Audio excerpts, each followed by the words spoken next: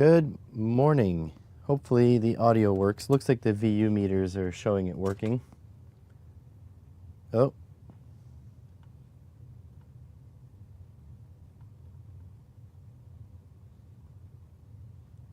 Says stream could not be created.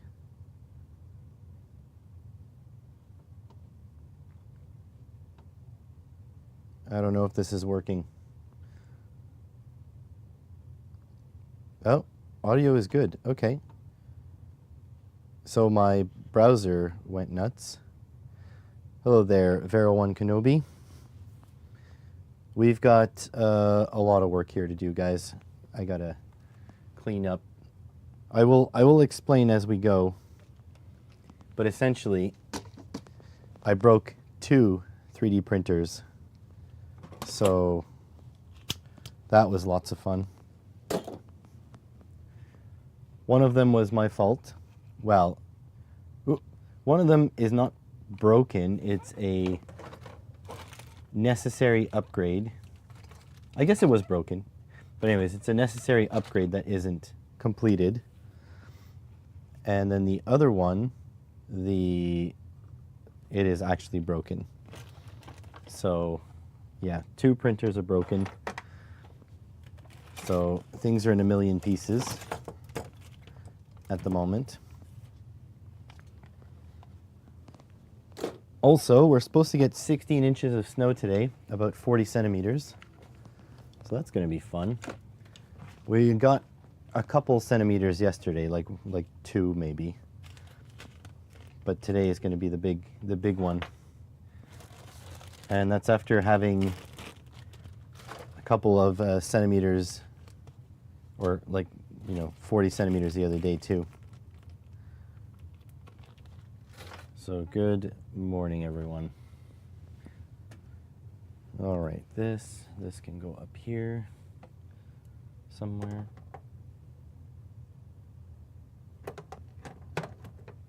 We've got some stuff to do today though, so should be a good stream. Is the stream still working? So my dashboard, it doesn't seem to be working. The YouTube dashboard.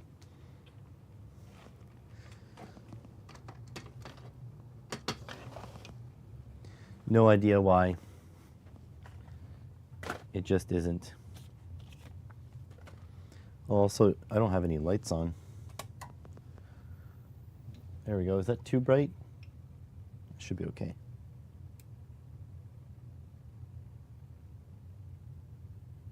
I'm hearing a weird noise.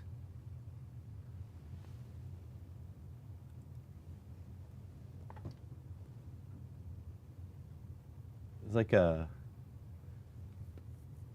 growling noise.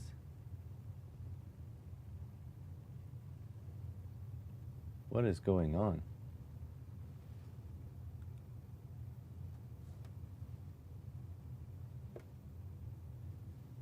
Huh. Anyways.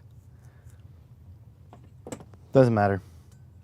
Something going on up in my hardware rack. So, also today, we've got a couple of... Is it my stomach? No, not this time. We got a couple of things to unbox. Oh, is this... No, I thought this was like some private information, but it's not. It's my oscilloscope video. Okay, so... First things first, received in the mail. Let's turn on that power supply. We got some arms. So my second camera, which points to my equipment, is on a rigid mount, which is quite nice, but it's not nice that I can't adjust it well. So I ordered some arms off of AliExpress. So this one is really nice. It's like nice rubber coated, and it has some good flexibility, and it's pretty rigid. It stays in that form. So that's pretty nice. It does have like this sort of GoPro mount, Pretty sure this is GoPro side. And then this looks like a quarter 20, like a regular tripod mount. So I need to build a little bracket for this. This is really nice. This one is less nice. They were both about 15 bucks Canadian. So this one looks like that corrugated like tube that you put armored, like you run armored cable through. And this one is more rigid, but also less flexible. Like you see, if you go past a certain point, it wants to spring back, sort of like that. So this is nice, but not as nice as this one. And in fact, there's a AliExpress sale coming on soon, and I think I'm going to order a couple more of these because I feel like you can probably bolt them together. This is a really nice, I'd love this with another, I don't know, 6 inches, 15 centimeters, something like that. That would be pretty nice. But yeah, this part here doesn't give me a lot of confidence up here, but this part is really nice. So I'll have to take a look at that. I don't know if this rubber is going to last forever. Like it's just a overmolded part. But I mean, we'll see. So yeah, this is nice. 15 bucks. And this one, I'm pretty sure, or was it this one that came with, well anyways, I've got a clamp that came with one of the two. Actually, it's very cheap. I feel like it came with the cheaper one here, even though they were all the same price. So a clamp and some accessories. It's a flexible camera mount. That's what that is. Yeah, I'm pretty sure these accessories came with this guy. So yeah, you can screw this into here. Then you have a hot shoe mount, or actually that's a cold shoe mount. And then you've got quarter 20 and 3/8 thread. So yeah, that's quarter 20. Little camera adapter. So yeah, pretty sure this came with these accessories. So this is a pretty good clamp. It doesn't fit my setup though, but it's got threads, you know, here, these two. So that's a 3/8, and these two are quarter 20. But yeah, it's very inexpensive, but it's nice. It's I'm gonna order, I think, a couple more of these guys, higher quality one. How's it going, Peter? Did you guys get snow over in the Maritimes? We've got no end of snow.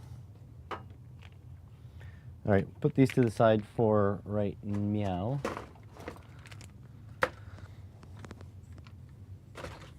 So that's good. This is the box for the fancy one. This is like Telesin. It's got a brand on it. It's got even like a holographic thingy. So there we go. Put this over here. This in the parts bucket. And we're going to move this thing up top. There we go. Sort of cleared out. I've got so much stuff to edit, guys, it's not even funny.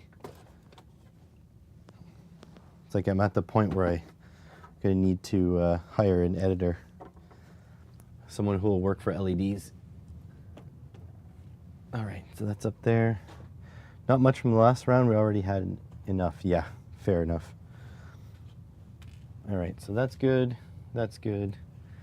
There. All right, so I'm going to show you guys a couple things. I need to wipe this because there's a little bit of grease. Do I have a wiping apparatus? Nope. Oh, yeah, here. Perfect.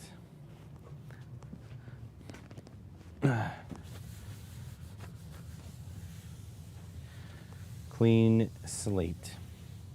There we go. So much to edit. Yet here you are, not editing. Yeah, not only am I not editing right now. Actually, it's Vero's fault I didn't edit yesterday. She insisted we watch movies instead. Any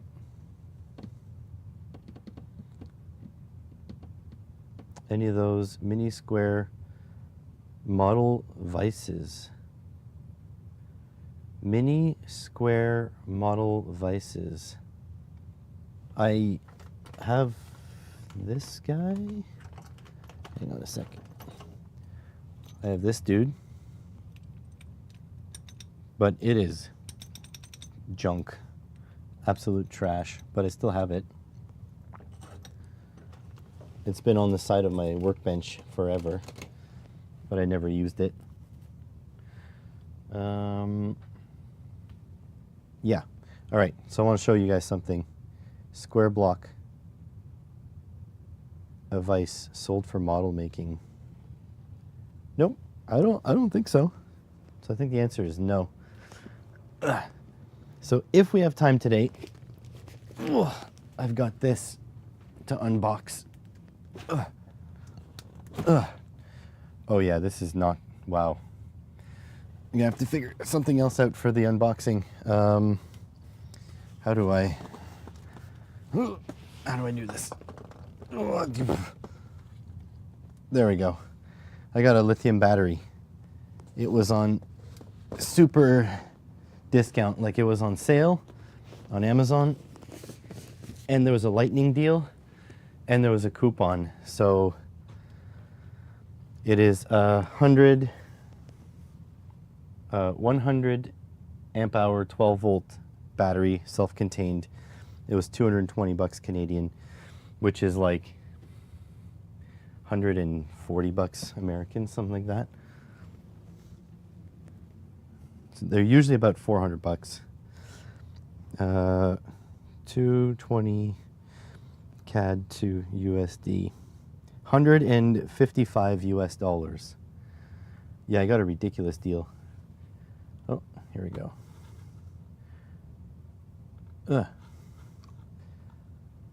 Oh, no, I don't have one of those. That's expensive. 26 bucks.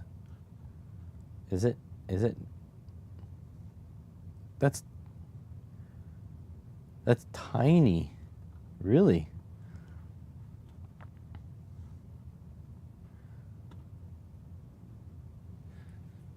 So anyways, as I was saying, if we have the chance to, if we have the time, we'll do the unboxing video.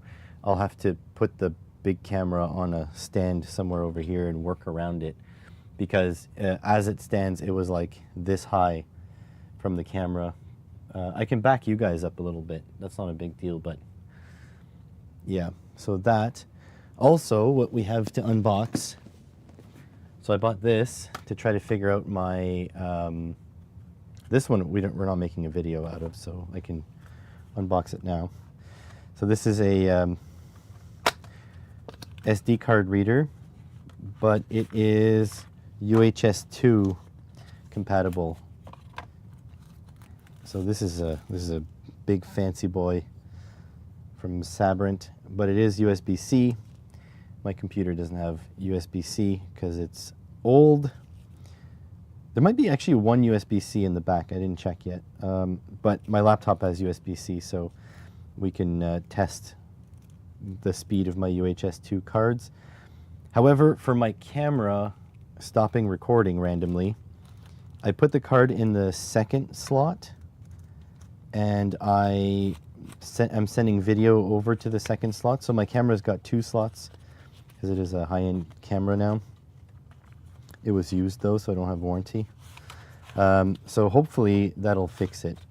If it doesn't fix it, then I guess, I don't know, I guess I'll just cry. What else am I supposed to do? So yeah, got that. That wasn't very expensive, it was like 20 bucks. So UHS 2, that's gonna be worth it. And the pièces de résistance, these are the PCBs we've been working on. Typically, you would do an unboxing video. PCBWay really likes their their PCBs to be shown in, with the logo and everything, but I need to test to see if they work, so I'm not about to do that. So, this is the adapter mini. I don't know if my customer number is something I should keep secret or not. There are cheaper. Okay, I'll take a look. I'll take a look for sure. Servo tester and the other. This is the mega adapter. So there we go.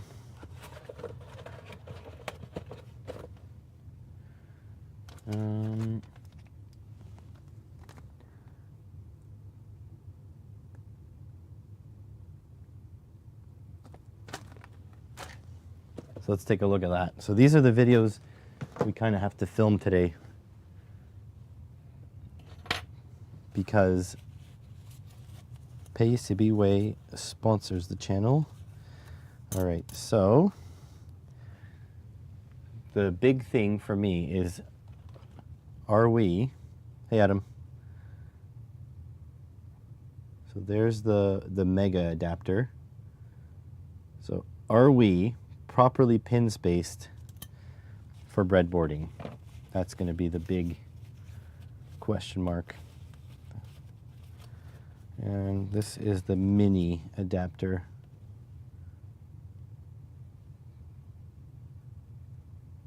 There we go. So let's see if we are pin spaced properly. If not, oh yeah, they always arrive quickly, Gerald. I think they're about 2 to 3 business days in production if you don't pick green. If you pick green, it's like 24 hours. And then they're couriered here. I had to pay customs though on this. That was kind of expensive. When you order more than 2, Canada Customs steps in. Oh, and we have another unboxing to do. Don't know if you got to read the text on there, but I forgot. That's another unboxing we need to do. So we'll do that after. All right, breadboard.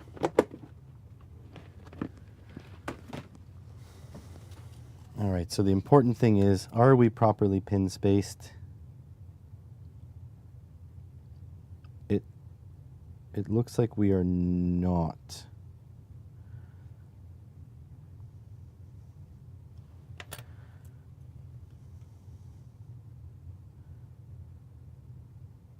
This one looks like we are.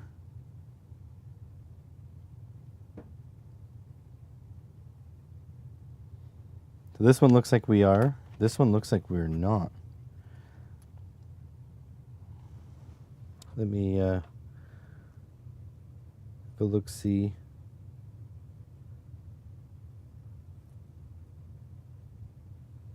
I mean, we should be. We're at 0.1 inch intervals. Let's plug her up and see what it gives. Ordering a set of PCBs from China delivered for $5 total during COVID. Yeah. Yeah, those days are gone. Oh, shit. I put everything back in the box. What do I do? Should have one of these guys.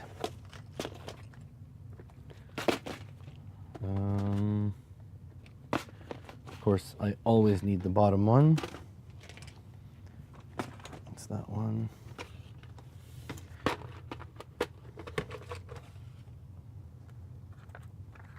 That's multiple pins. Oh, here. Okay. So what pin spacing is the wide one? I think it's on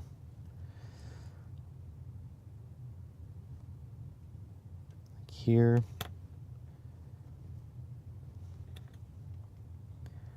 And here.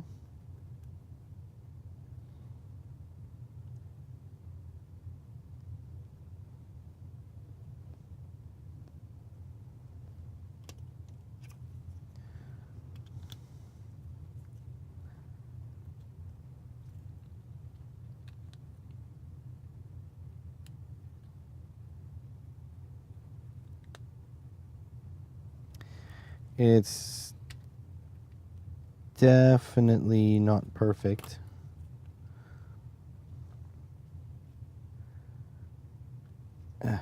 Get out of there.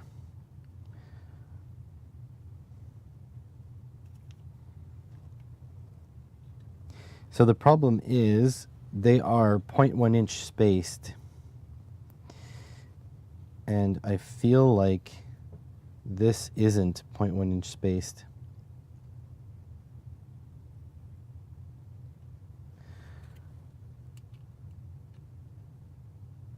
Oh wait, it is 0.1 inch spaced.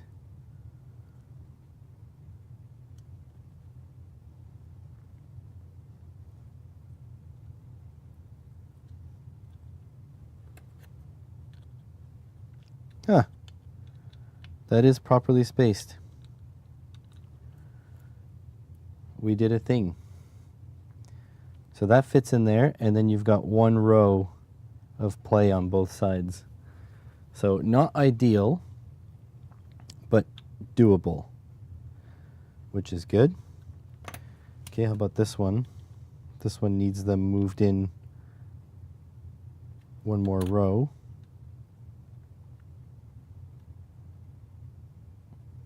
You know what, now that we know the spacing, we might as well just solder it on. Let me swap my soldering iron tip. I'm just going to make sure it's not hot. Nope.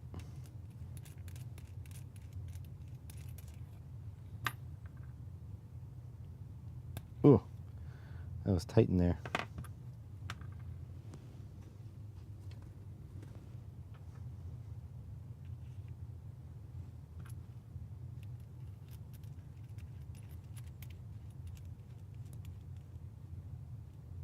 A slim daisy-chainable power board for breadboard would be nice.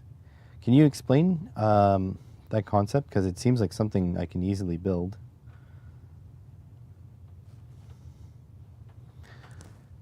I did make a call for people to submit their PCB ideas.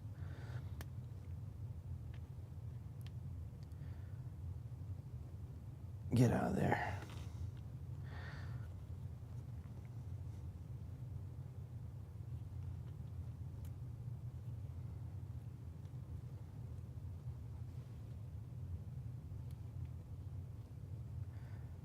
Yeah.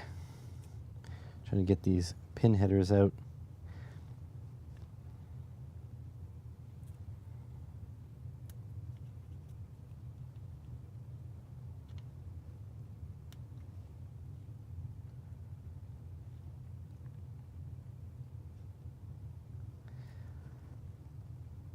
Ugh, come on, you piece of carp. There.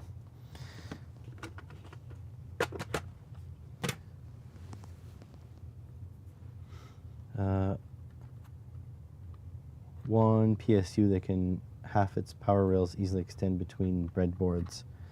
Oh, like sort of like you put it here, then the board hooks up here and to another one beside, or hooks up this way.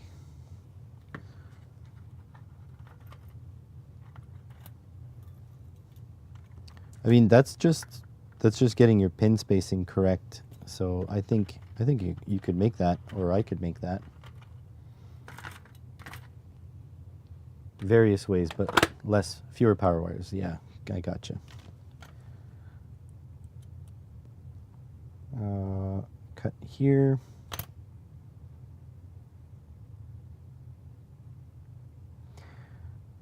Let's do this wrong.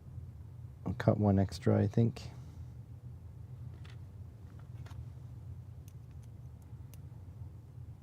Two extra. Some snippers. Or I guess this will do.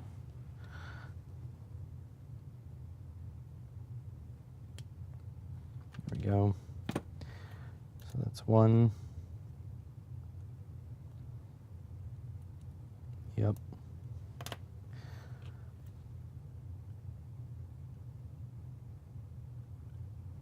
I forgot where it goes here.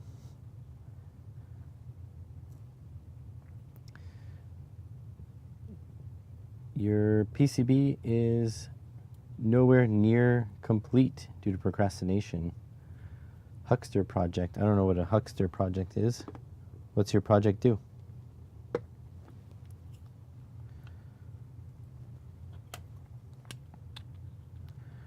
There, and then in second row.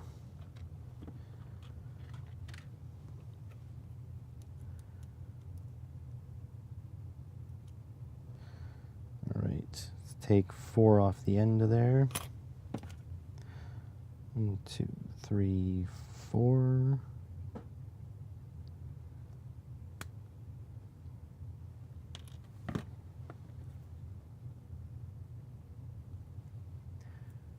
Stupid autocorrect. Hackster project. Okay, what does your Hackster project do then?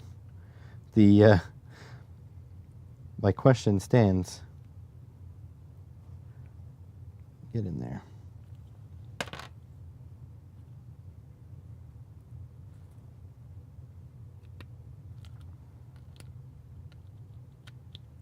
There we go. All right, I'm gonna bring my stuff closer to you guys so you guys can see the soldering. Not that it'll be anything special, but you guys are here to see, not to just listen. So, where have my filament boxes gone?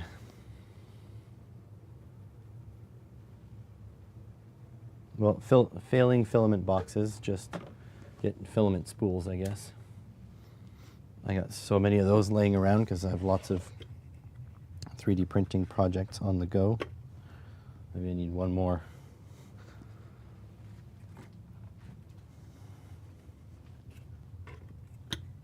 There we go. A little bit closer for you guys. I'll try to center a little bit more in the frame for you. The things I do for you guys, huh? Breakout for the SN76477 sound chip. Oh, nice. Farmcraft had quite the project. Compress a 20 kilonewton spring to fix his tractor. Wow. Impressive. Okay, am I doing this properly before I solder? Yeah. Yeah. It's never a given. Always got to double check.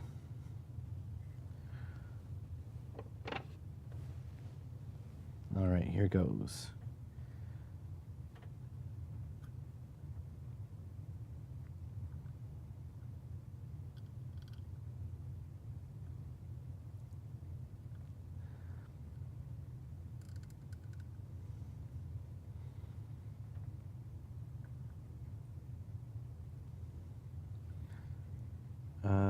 Seem to melt the breadboard. Oh, go! You gotta go faster.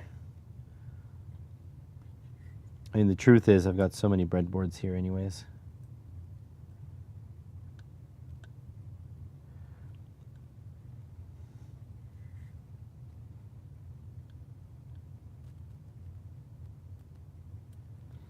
Plus, most excuse me, most of my breadboards are terrible.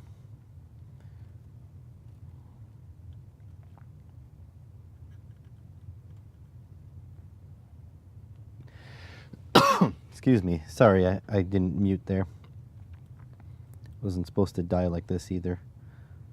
Come on.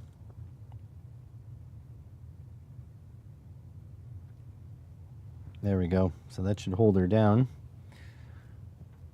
MOSFETs. Most breadboards are crap. Yep, I agree. 100%. But they do the job. I will be honest with you guys. I do way more projects now that I have a PCB sponsor, and by now I mean it's been a couple of years now. Simply because breadboard projects tend to suck if you leave them in breadboard, and soldered PCBs, like making PCBs on Vero board, is like very long. And already on this channel I spend so much time making projects that if I had to make a VeroBoard version of every project, I'd be doing far fewer projects. It just takes so damn long. Cut your wires to length. Like there's still a use for that kind of stuff. I'm not saying like that I hate it, but when you're already 20 hours into making a video, if you got to spend another 5 doing stuff, busboard, breadboards are good, but not cheap. Yeah.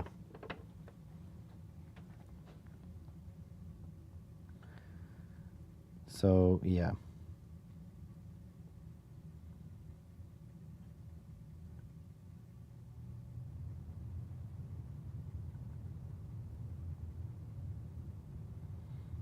I feel like if I wasn't sponsored for making PCBs, I would probably still make PCBs.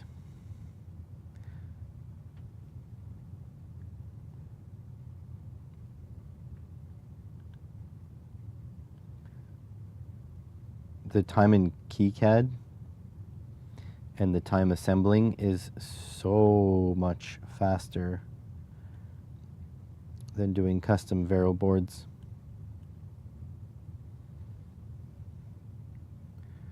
Uses sells the bus board when he has kits. Interesting.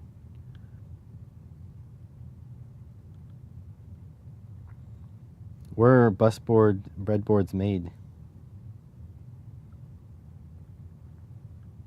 Are they still made in China or are they made in America? Because if they're made in America, I'm not buying them. Not buying any made in America for a little while at least.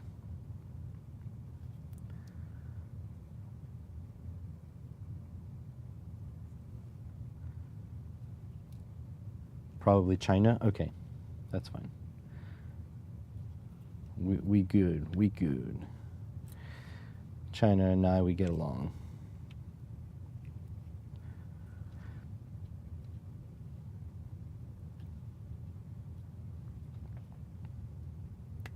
China's not currently threatening our sovereignty. All right, so, and I bought specifically female correct sized pin headers for this as well. So 1, 2, 3, 4, 5. 5 in the middle there. That's 6. Why do I feel like that's 6?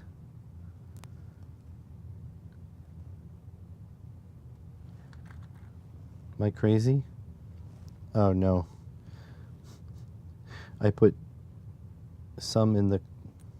So 2, 3, 4, 5, 6, 6. Dang damn it, Dan. What have you done? Whatever. So there's 5 there. Yeah, 5, and then we need 1, 2, 3, 4, 5, 6, 7, 8, 9. But first we should pin these. Their website is Calgary based. Oh.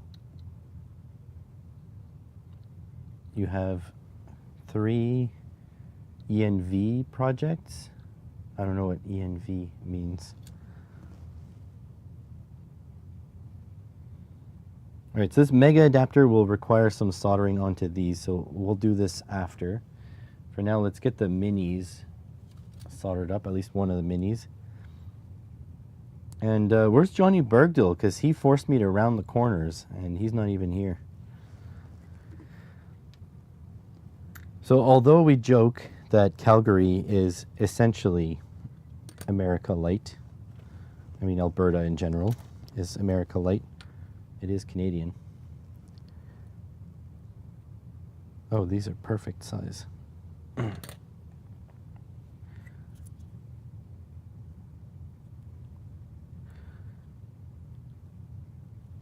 If they're actually Canadian company, I will buy some.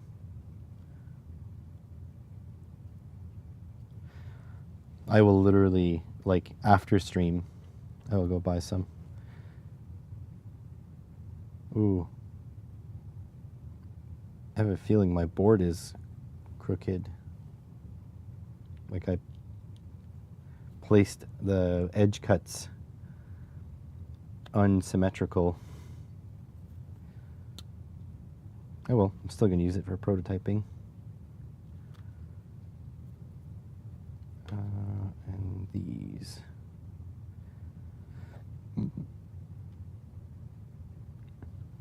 The way your business expenses, scroll to the bottom page, mailing address is Calgary. The way your business expenses work here in Canada is that if you buy a tool under, I think it's under $400, you can claim it all in the same year that you bought it.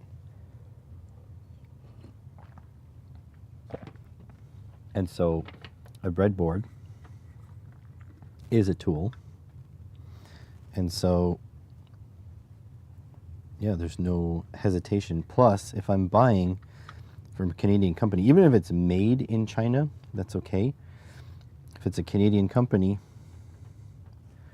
who's getting my money, I'm all for it. I am all in on supporting Canada right now.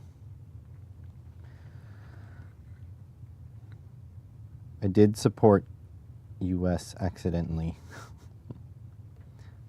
But yeah.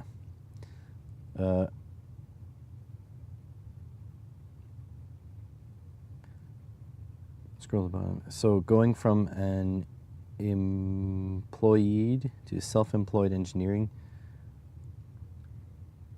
Unemployed. Sorry, are you employed or unemployed now? This is what I want to know.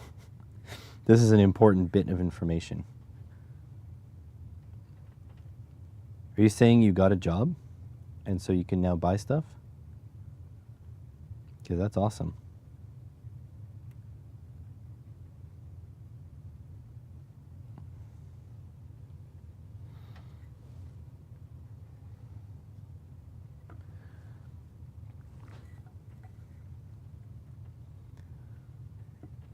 But if you're saying now you can't buy anything because you're out of work, that's a different story. That would be bad.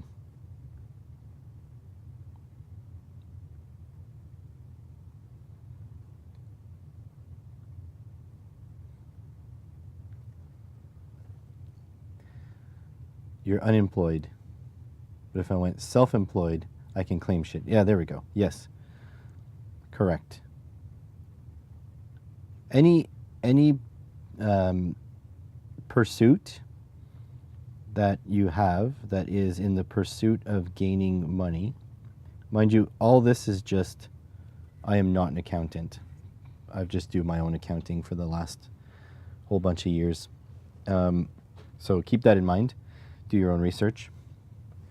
But as long as it's not a hobby, you're pursuing income, you can deduct your expenses. Every individual pursuit, though, so like it's say you mow lawns and you also have a newspaper that you've started. You'll have to file those separately. And by separately, I mean on two different forms, the 2522 form, T22125, something like that. But you can claim expenses on them, which is good. All right, so let's get a RP whatever 0.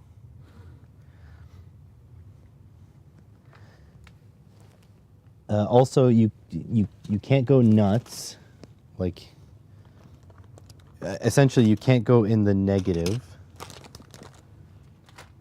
So like you won't get a tax refund for the expenses you've incurred.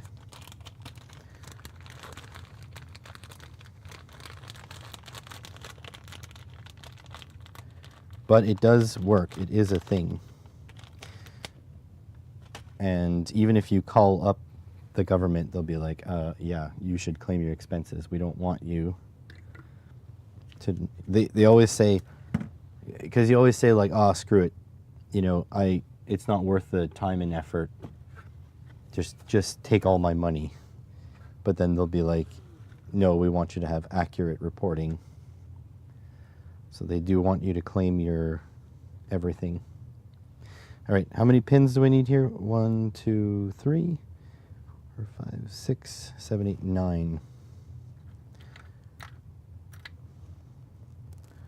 2, 3, 4, 5, 6, 7, 8, 9, 10. This should be it.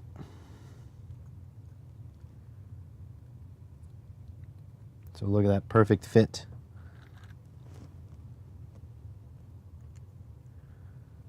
And like so. Beauty. Look at that. Just beautiful.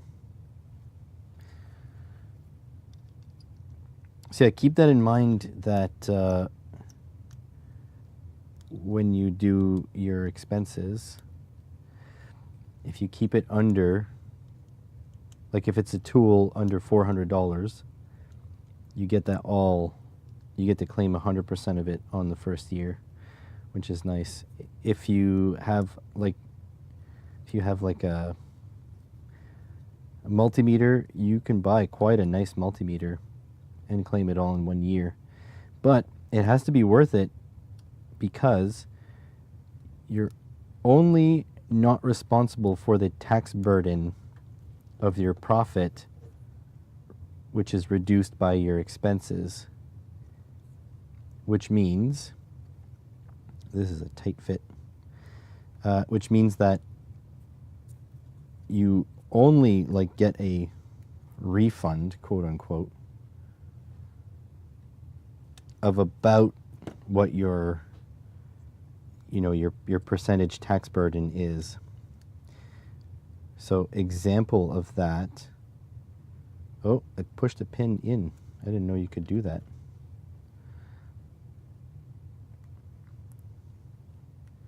So example of that is if you're in the one of the lower tax brackets, your income tax is roughly 35%. That's your burden of your total of your gross income. So when you claim something off your taxes reduce, like the amount you owed reduces roughly 35% of your expenditures. Rough numbers. So that means if you want that new oscilloscope, you essentially get, the way it adds up to, it's essentially a 35% discount. So you don't get 100%. It's not, that's not the way it works. You get, like at the end of the day, it's about 35% back because you owe no taxes on your expenditures, if that makes sense. So it's not like you don't get, there's no free lunch.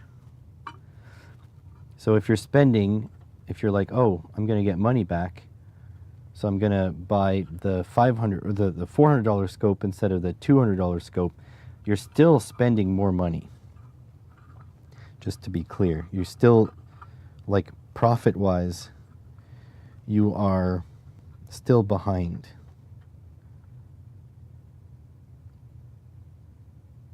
It's not free lunch.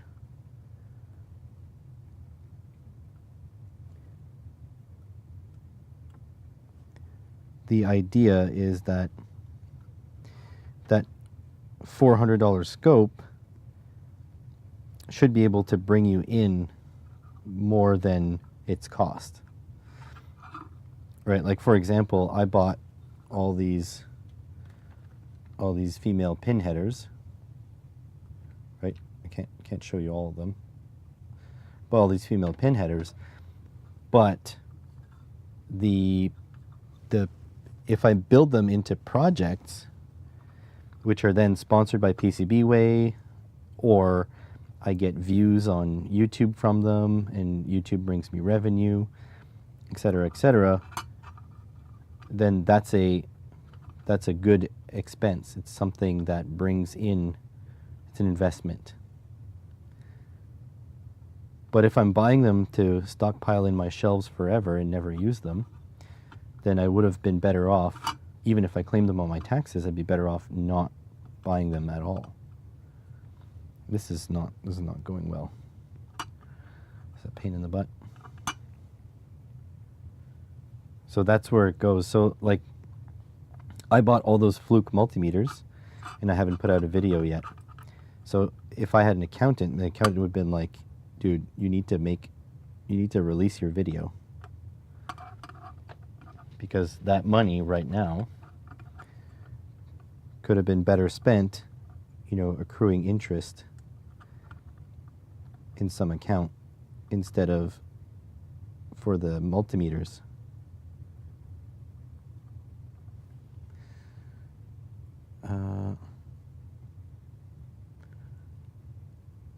That's it. Finally fixed the case. Which case? If it's the case of the missing snacks, I'm your culprit.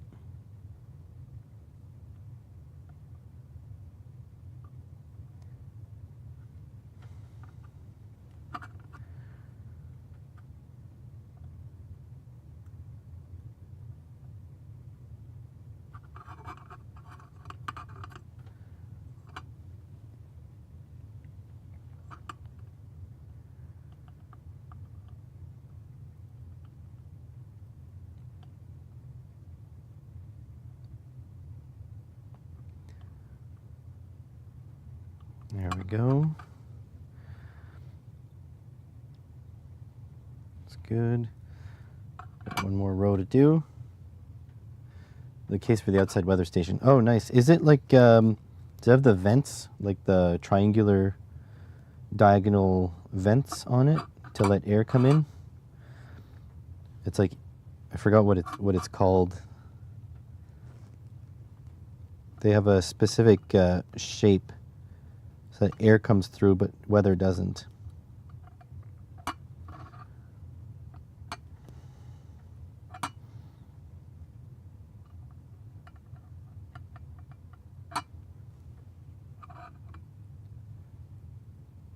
Stevenson screen. Okay, yeah, there we go. I thought it had a different name. Someone called it something different. This is annoying. I need something to prop this up on.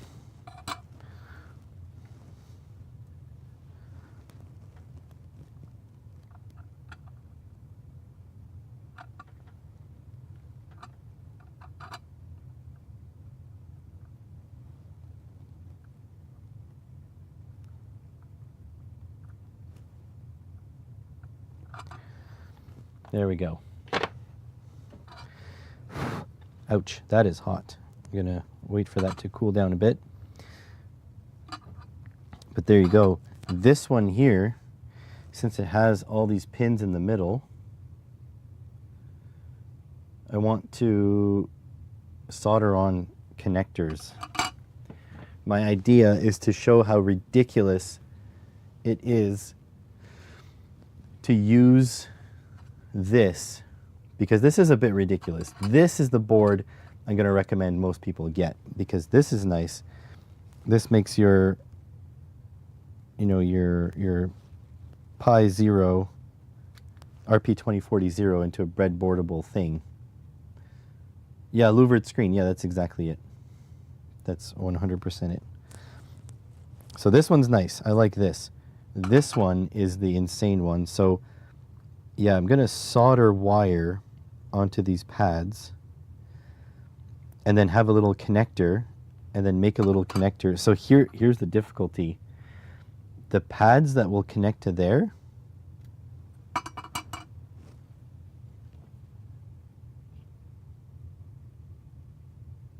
that's what they look like.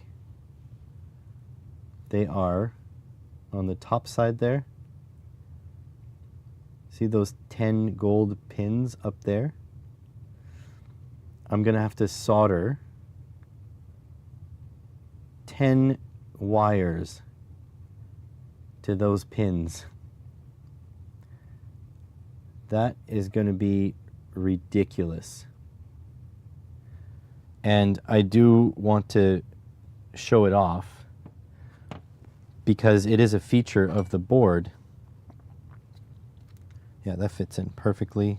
That's very nice. So yeah, I want to show it off, but I do think it's very silly. Like, it's very silly.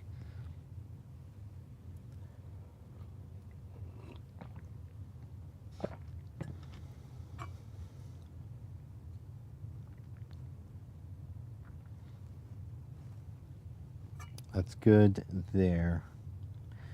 So yeah, let's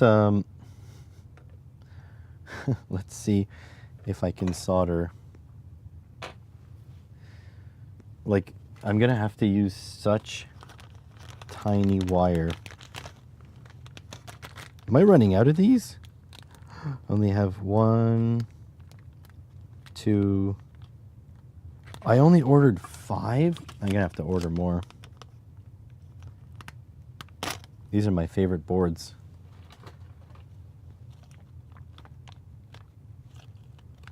Out of your scope? Yeah, out of mine too.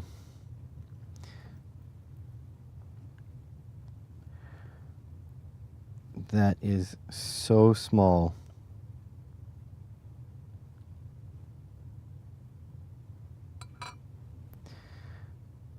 I actually don't know if I'll be able to solder to them.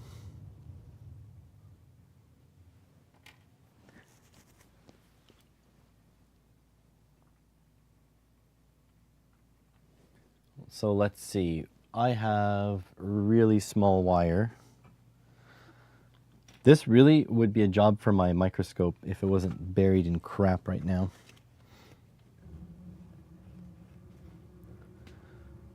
Oh, don't get me started on my freaking broken 3D printers. Dang damn it, so grumpy about that. Ugh.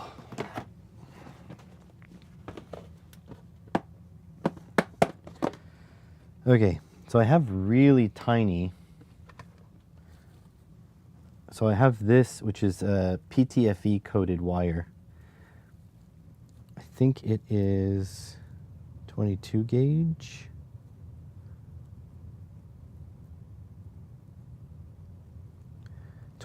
This is 24 gauge PTFE coated wire. It's a bit stiff. I do have this stuff, which I believe is 22 gauge, 24 gauge silicone wire, but it's in red. Would really hope for. Did I not buy black? 24 gauge wire.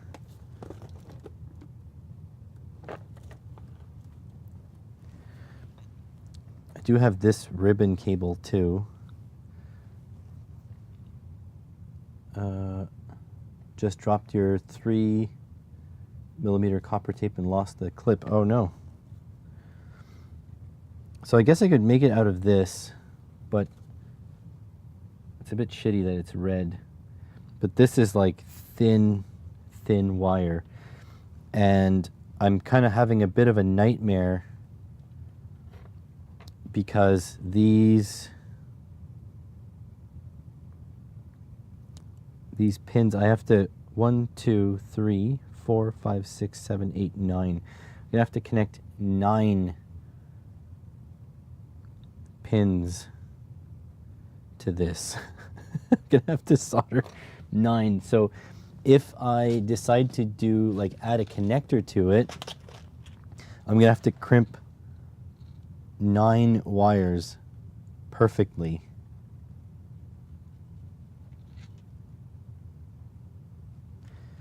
That seems like a freaking nightmare. I also have these guys, which are even bigger. I don't even have enough pins in that one. highest amount of pin is 6 pins. So I have to do a 6-pin and a 3-pin. That is a nightmare as well.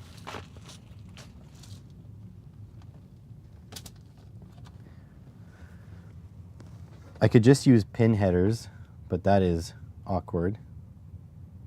Rewinding 3mm copper tape. Yeah, I mean, that too.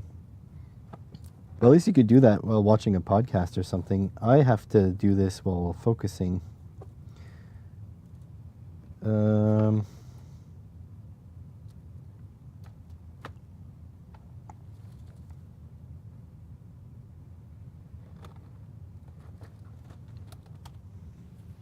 Let's see if we can get a couple of wires soldered.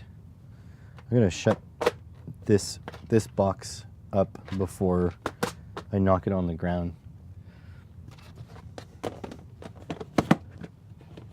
Okay.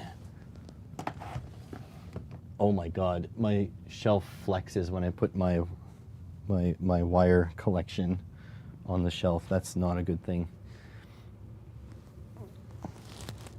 What do I hold this all with?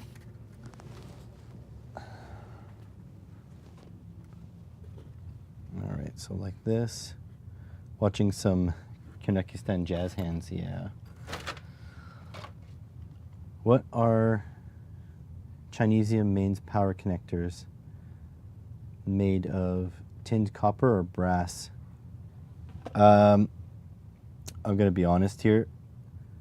They're probably whatever shit pot metal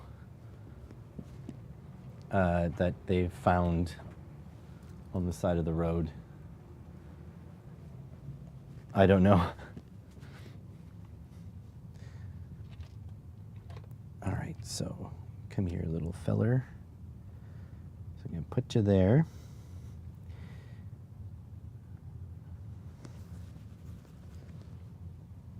I really should have set up my microscope for this.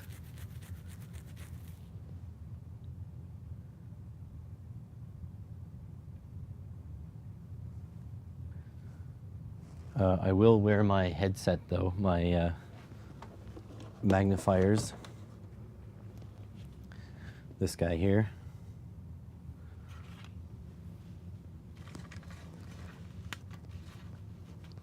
Oh, the thing, okay, I have to switch the tip on my soldering iron because my tip is about 3 of these holes wide, 3 of these pads wide.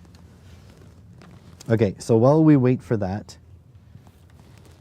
let's unbox a box.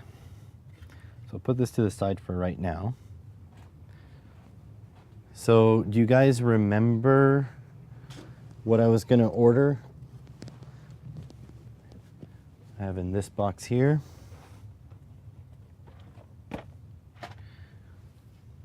Maybe you can probably see this if you're watching in HD. But this came in. So this was shipped from the States. The product is not made in the States though. So I paid a lot of money, like a lot of money. And then I got hit by customs fees.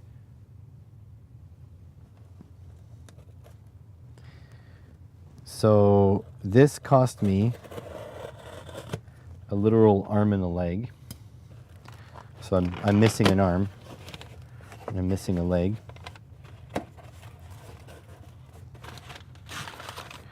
I hope they didn't put a bill with my name on it. Let me just check. Yeah, it seems to be in the very bottom. We're just gonna yeet that out. So this is what we got. There's not a lot in here.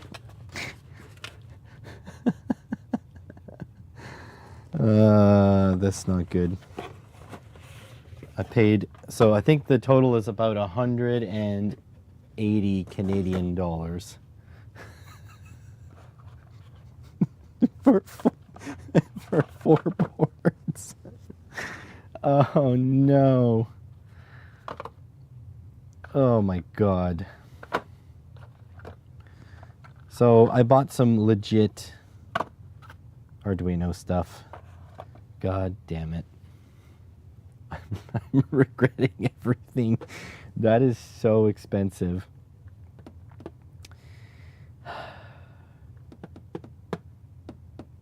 Yes, these are the new Arduinos. So these two are the new Arduinos. So here's the Uno R4. Let's see if I can focus, yeah. Uno R4 with the Wi-Fi. There's the Uno R4 Minima, so the one without Wi-Fi, the cheap one. Here's the Uno R3, which is the typical Uno. And this is a Arduino Nano RP2040 Connect. 180 Canadian dollars. And the worst part, the part that made me feel the most crap about this, is that I found out about Q-Kits in Kingston, which they didn't have it in stock, but I could have ordered it through them. It would have cost me about the same. Yeah, compare that to AliExpress. That's the point. So this guy here, I got an AliExpress one. Let's see. Where are you? Here. So the reason I got this is because this is my AliExpress one. This was $16 Canadian. But look at what they did. They put the Arduino silkscreen.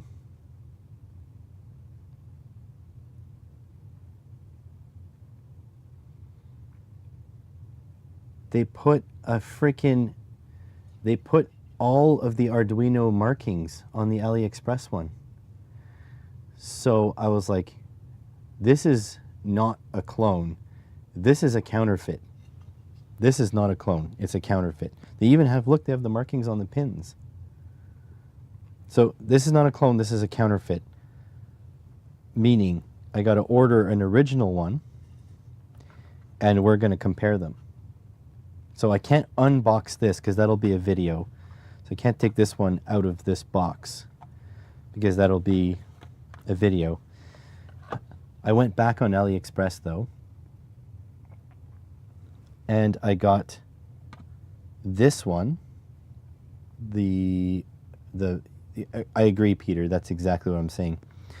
So I bought another one of these, the Minimo ones, because it also comes with all the original markings also.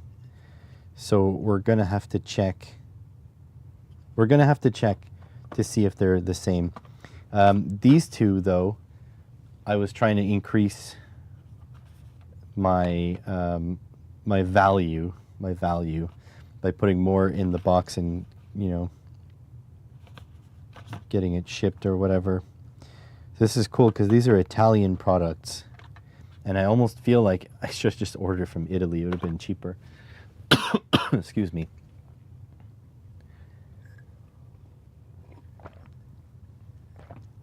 So that's a upcoming video. Excuse me. I'm not gonna do this now though because I have so much to edit.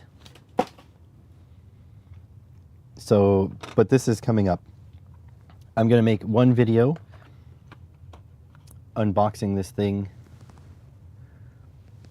Plus, if you buy from a good supplier, don't have risk of having an episode of Diode Gone Wild. What do you mean? Did he get some counterfeits? Yeah, one video is going to be unboxing probably both of these and talking about the new Arduino R4s. And then another video will be this guy and messing with it. This one is just cherry, I guess, just the cherry on the cake. This one feels very empty.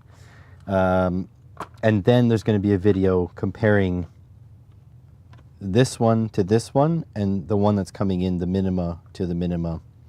So essentially, I've got 3 videos for 180 bucks. Not great, but I do believe in buying the legit ones to support the Arduino Foundation. I use the IDE. I use you know, all the clone boards are all Arduino designed, so I'm okay with that. It's so expensive as a Canadian. It's excessive. Done with your roll of tape. See, that didn't take too long. That wasn't too bad. So yeah, as a Canadian, we get the short end of the stick for all this stuff. Yeah, 180 Canadian dollars in my hand. So if you want to do the average, it's $45 a board Canadian. So I'm gonna go put this in my fireproof safe, you know, with all my valuables, because that's what it is essentially. God damn, so expensive. You know, they say you gotta pay to play, but it's a bit much. Ooh, it's still hot.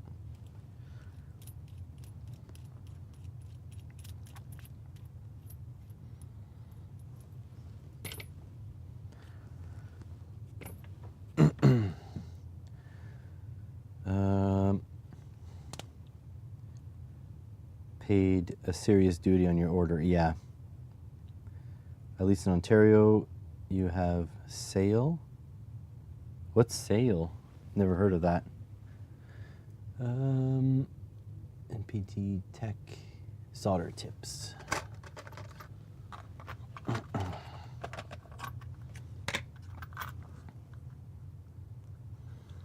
I guess I'll put the pointy tip on.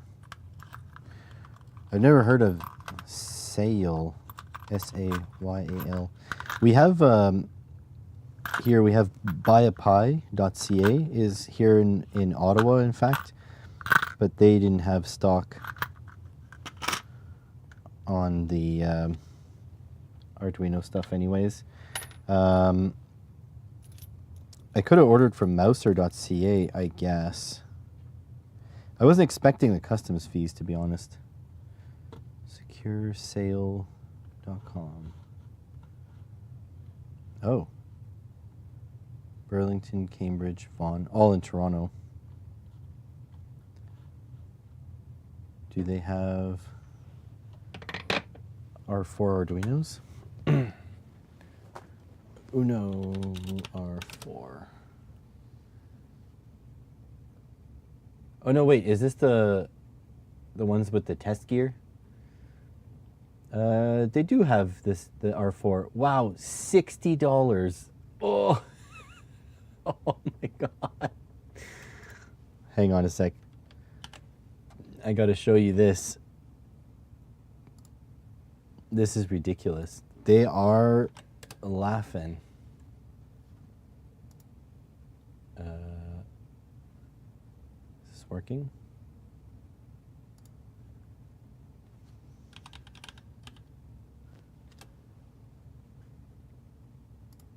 Give me a second here.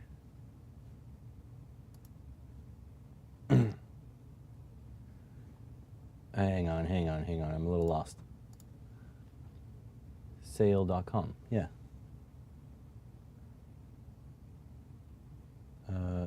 Screen.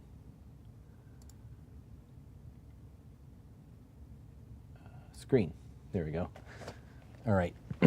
So sale store.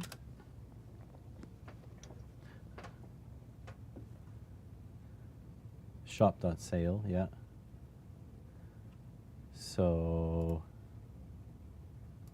oh, what is this? Stop that. What a...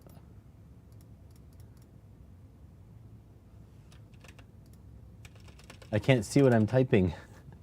Uno R4.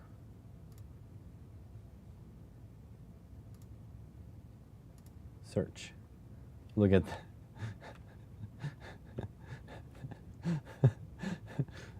so $60 Canadian and then $50 Canadian. I think I got off cheaper buying it from the States.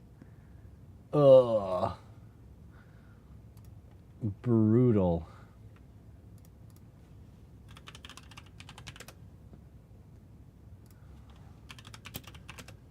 Oh yeah, I think this wasn't even listed here, right? DF Robot. 5243. Yeah. 5243. That is crazy.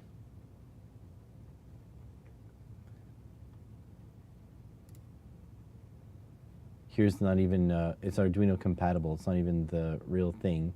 And this is an R3, not R4. 35 bucks. This says R4, but it's not, unless it's the Minima. Newark.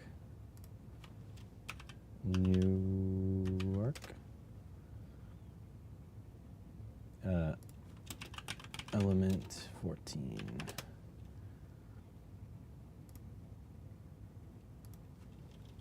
Uno R4. Switch to.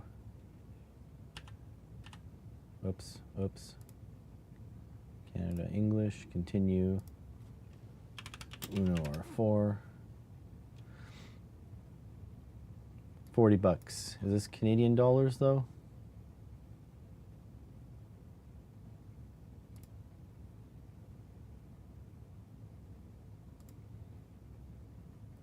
And I'm sure shipping will be insane as well. So, just brutal. Oops. .ca. Uno R4. So the only thing is I don't know if these are legit, but here's 33 bucks for the Minima, 50 bucks for the big boy. So you can see how that adds up very quickly. And they say it's legit, but there's a lot of counterfeits on Amazon.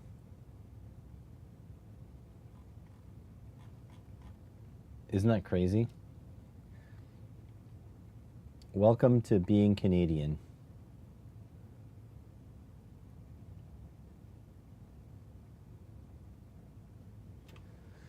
Brutal. I think I have this scope though. That's a Rigol DS1054Z, I'm pretty sure.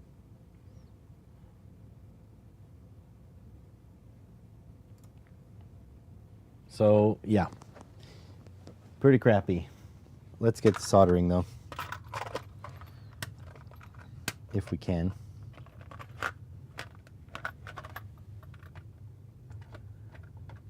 Get in there. Okay.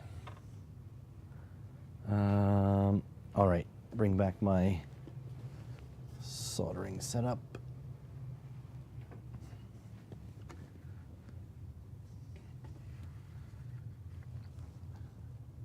Apologize to you guys. You won't be able to see crap. This is not exactly good for precision work, huh? That's a bit better.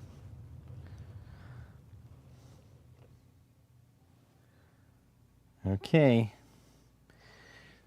Let's get my visor on and press the lock, pull to unlock.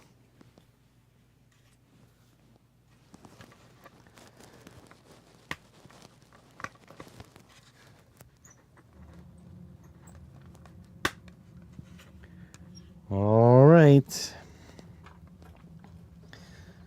Okay, I can see the pads, which is good. I'm not that old yet. Let me just tin this bad boy here. It's really not accepting solder.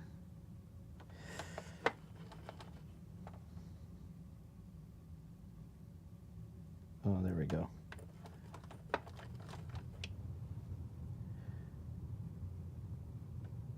Yeah, okay. It's picking up solder now.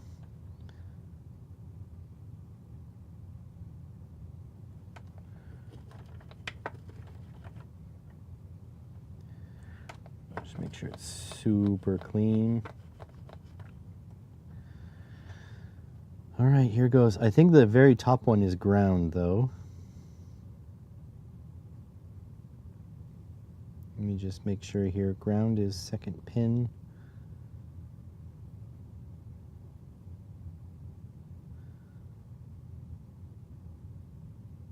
I'm not sure.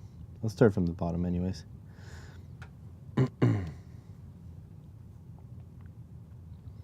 Oh, this is not going to be easy.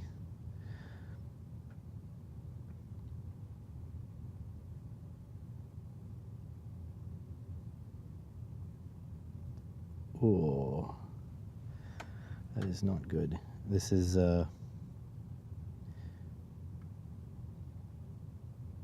this has removed its tinning.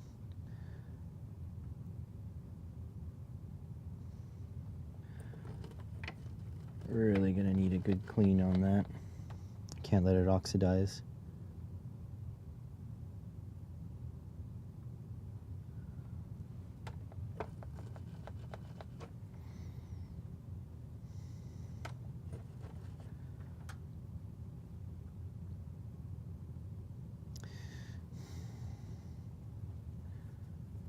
Not ideal.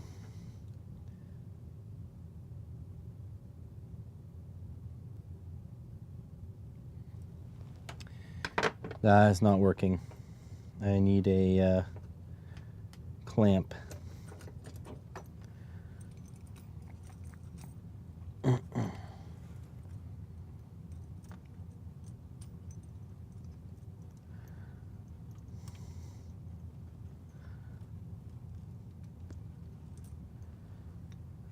Shipping for just the R4 to New Brunswick is $12. Yeah, so you have to add $12 to whatever. You know what I mean? Like it gets stupid quickly, very quickly.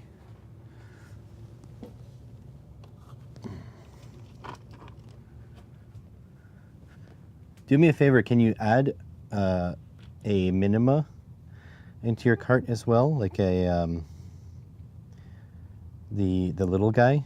I just want to see if you put the R4 minima and the R4 Wi-Fi, what's that cost to ship? Or actually, can you add all of the stuff? Can you put an R4 minima, an R4 Wi-Fi, a RP2040, like a Nano 2040 Connect or whatever it's called, and R3, and tell me the full total with the shipping? Please and thank you.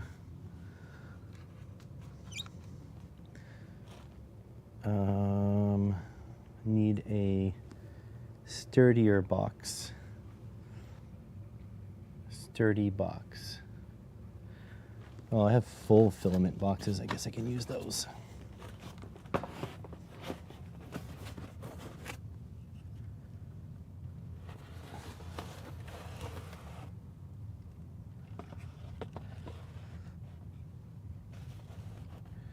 I'm sorry, I know it's not in focus.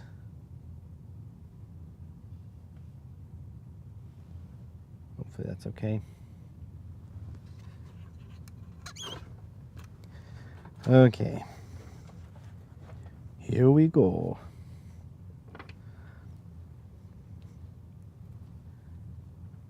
So the bad part now is that I can't support my soldering hand, but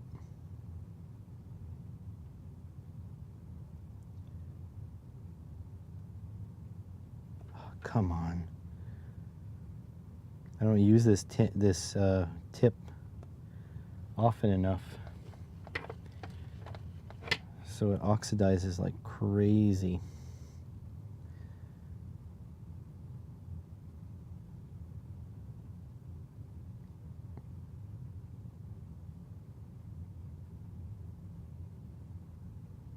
Okay, got a tiny little bit of solder onto there.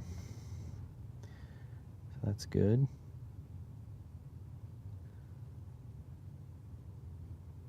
I did not just yank a component off, did I? No. Whew. The tip is being difficult, very difficult. I really should be using my microscope, but I didn't set it up.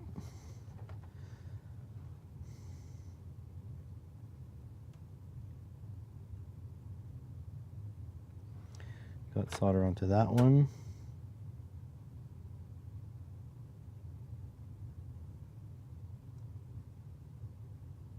That's 3.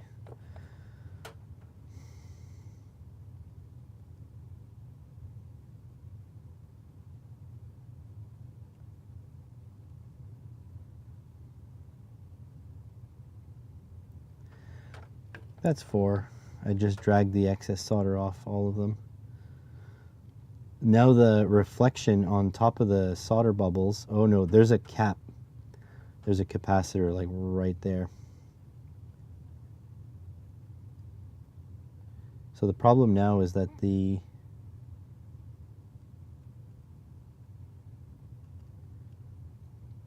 reflection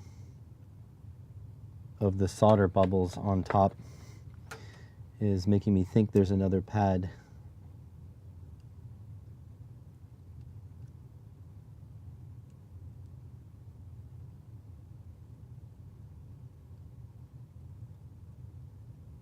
Oop. I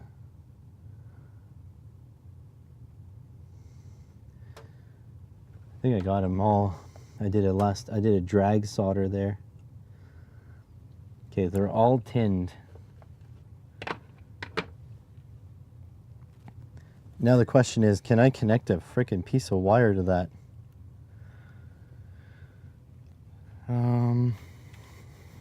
Let me see if I can show you.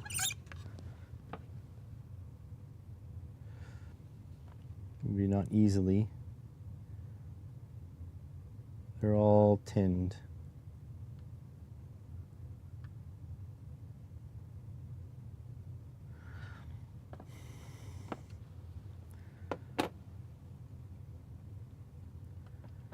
Focus is not great, huh? Where is my mouse? It's over there. I really wish this mouse would stop going to sleep. Properties, configure video, focus, auto.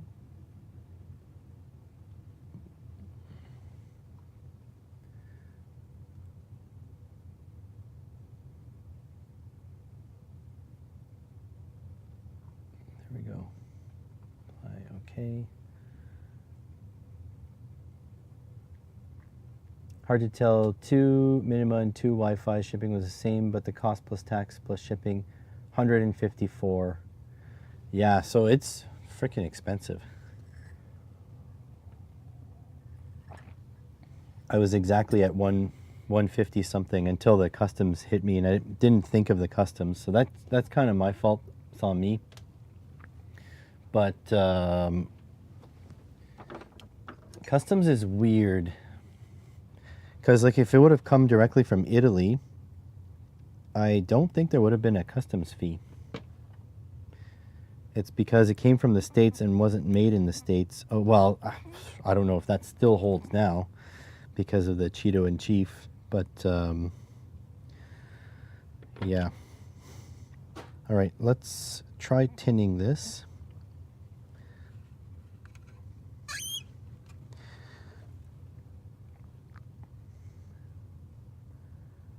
Customs plus handling, underhandled handling of $20. So is Newark in the States? Is that the issue? Because if Newark's in the States, then I think I'd rather just order from Arduino direct. Because that's what I did. I went direct to Arduino. Oh, did I mention I got a 10% discount for being a new customer? So that all that money I paid, That's including a 10% discount, new customer discount.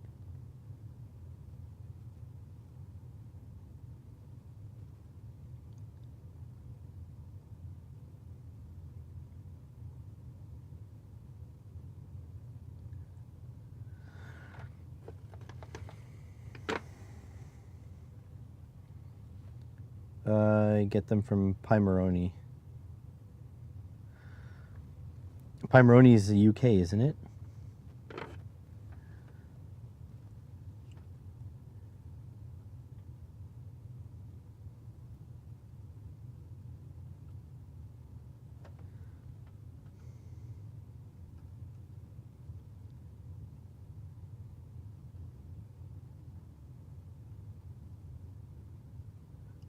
That is soldered on.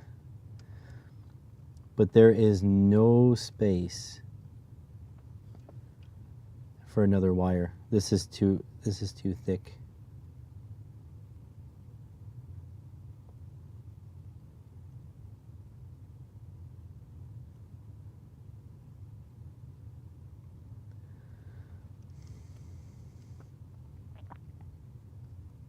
No.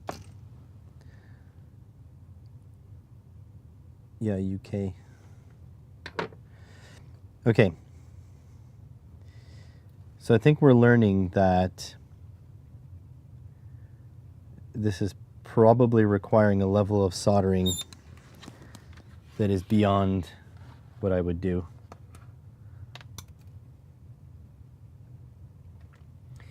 So I'm not going to do that for the video. Raspberry Pi is getting dumb expensive. Yeah. Yep.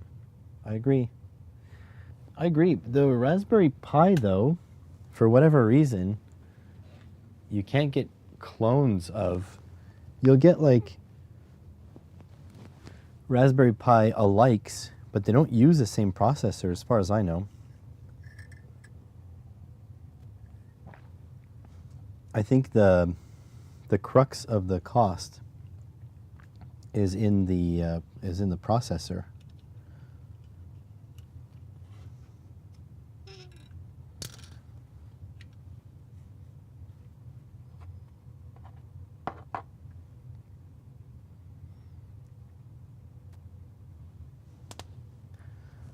Yeah, I can see how that vice would be useful today.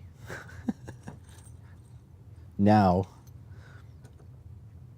but I don't have one, so it'll have to be. There's a spring sale coming on AliExpress pretty shortly. Okay, so that's not doable.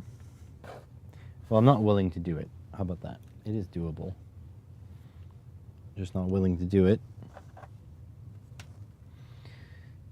So I will not include that in the video, but I will include my adapter. I'll just tell people it's like, if you, fine, everything could fall, fine, screw you, see how much I care.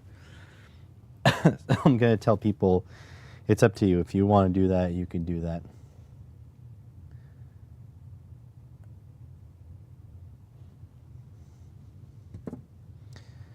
All right, let's, we still need to solder up this guy, but I need to change my tip.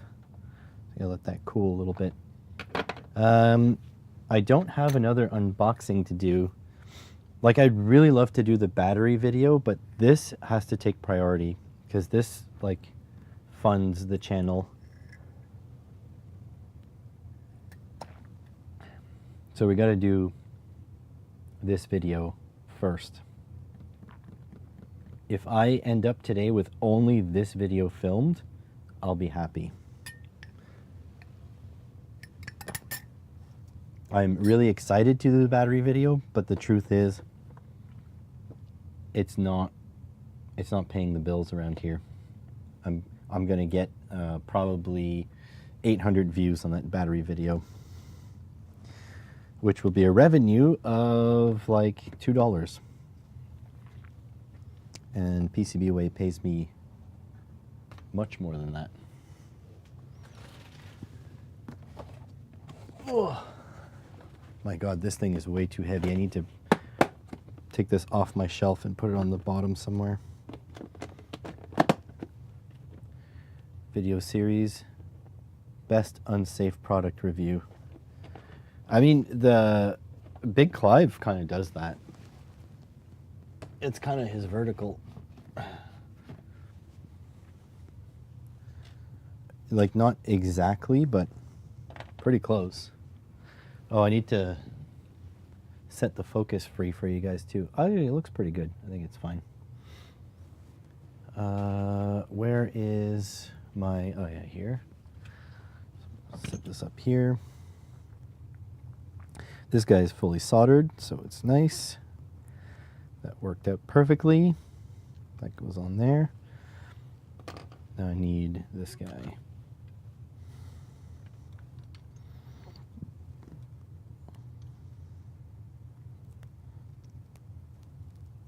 Doesn't fit very nice in there, huh?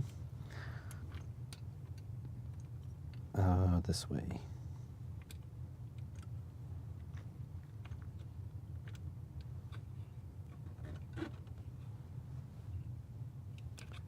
The springs on yours are too weak. You gotta take the springs out back and teach them a lesson about respect.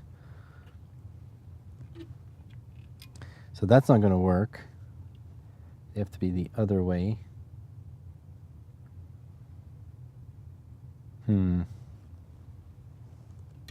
That won't, yeah, that won't fit.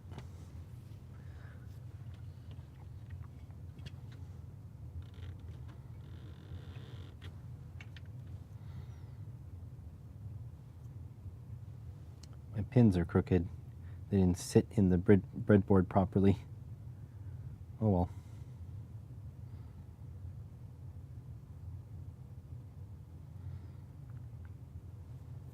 Is what it is. And it ain't what it ain't. Let's fit like there. I guess it will. Get in there. Tight and tight. There we go. Then we need to get, so it's a 9-pin, 2 9-pins and a 5-pin.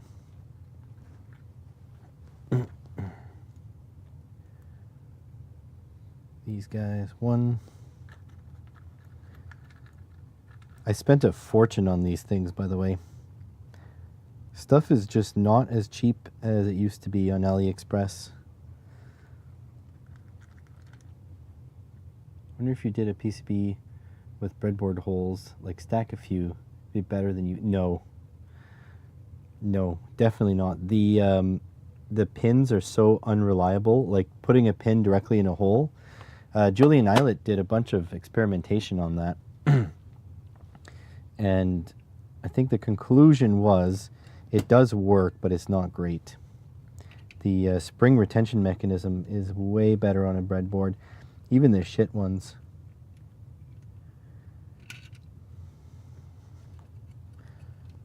And there are some shit ones. The other issue is, like, if you don't have the spring retention mechanism, then the big problem is that you have to get your pin headers to be exactly straight, and that's just not a thing. Like, they are almost impossible to get completely straight. Your chips will never get into the holes, like all sorts of things like that. Is this still hot? It is still hot. What do we do while we're waiting? I don't have anything to show you guys. I want to unbox that frickin' battery really badly. I wouldn't say shit idea. I think it's a good idea, and I think it was tried before and it didn't go so well. It's like cold down here, by the way. What's the temp? It is, oh, 18. That's not too bad. It was 17 when I came downstairs this morning. I spent a dumb amount of ideas on barbells. Oh, money on barbells. Barbells are interesting because they're worth about $1 a pound. So as long as you buy them for $1 a pound or under, you never really lose because they don't lose their value over time.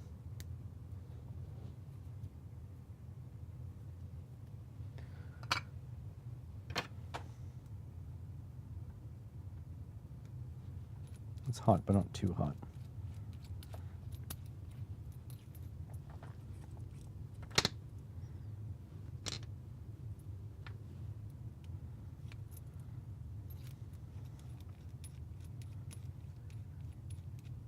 Iron Masters, not sure what that is. Sounds like they're expensive though because they have a name brand. Okay, you're gonna hold in place for me now. Let's tighten these guys too so it doesn't rotate. This year I was hoping to get a soldering iron, but I don't think I will.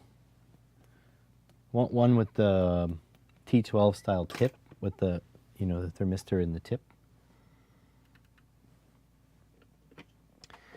But I don't know. Lots of things I was planning on buying this year. We'll have to see like how the sponsorships and stuff go. Because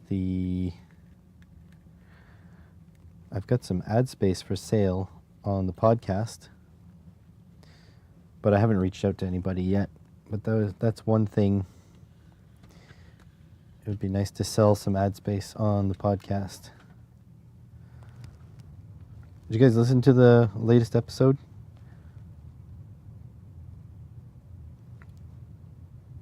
No big deal if you didn't.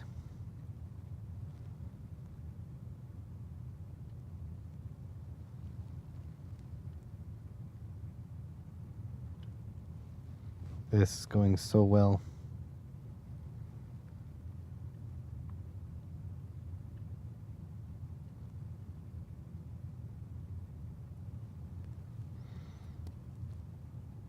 There we go. You listen to it?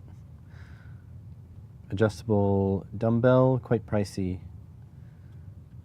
The preferred item. Yeah. I need to work out, but I need to do body weight stuff. There's no need for me to buy equipment to work out. I need to increase my flexibility. That's a big thing. Getting old now, getting stiff, and I destroyed my back visiting my in-laws, which live far away from here. I guess my in-law and her partner.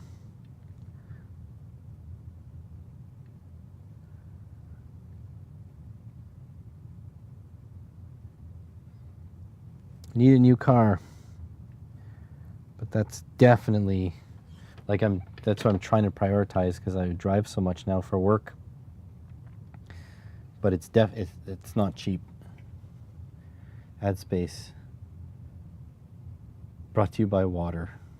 The time-old problem of thirst. Yeah, if water will pay me. Yeah, so PCBWay wants a maximum of one sponsored podcast per month. And some months I have 3 podcasts. That's a big revenue hit. Not the end of the world. They'll survive it. They're still supporting my channel, so I'm not really complaining. But it's a big revenue hit. Exactly. I bought some weights, either my ass, hip, or shoulder.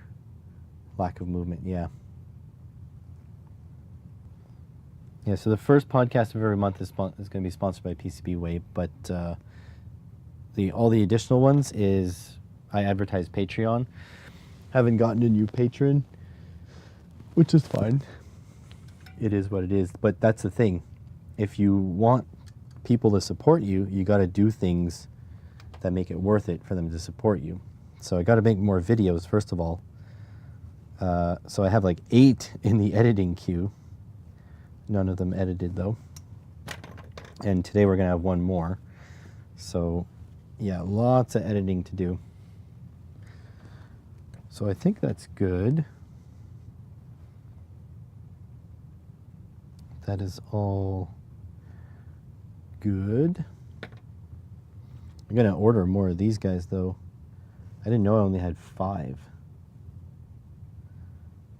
I'm gonna like order probably 10 more. Do some projects. Do some KiCad tutorials. Yeah, I have one. It's actually quite popular. Let me see if I could find it. Screen. YouTube.com. Maybe I should have done youtube.com/simple electronics. Nope. Videos. There we go. 18K views for the first one. And then this one, custom symbol and footprint. Done that. See, I got a couple of KiCad things. I could do new ones.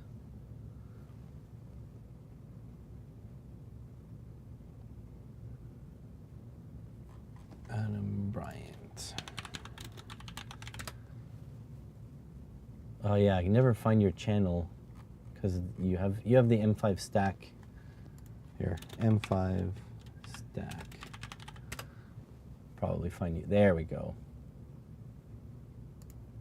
So there you are.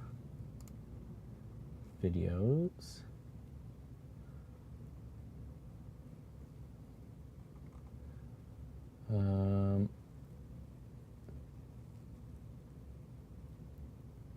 I don't see them. Are they not? Oh, not live yet. Gotcha.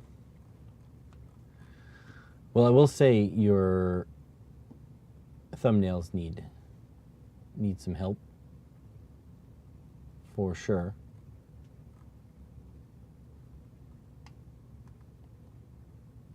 Let's see, what's the most popular video? Yeah, see, that's a good thumbnail. This is just a screen from your capture. But that's a good thumbnail. Plus, it's searchable. Ooh, look at that. You got a freaking Nitro RC car. Look at that. That looks crap. This one? Looks good to me. It's got the rule of thirds going on. It's got the subject up in the thing. So look at this though. So this is a decent thumbnail, but look how small your robot is. You need that bigger.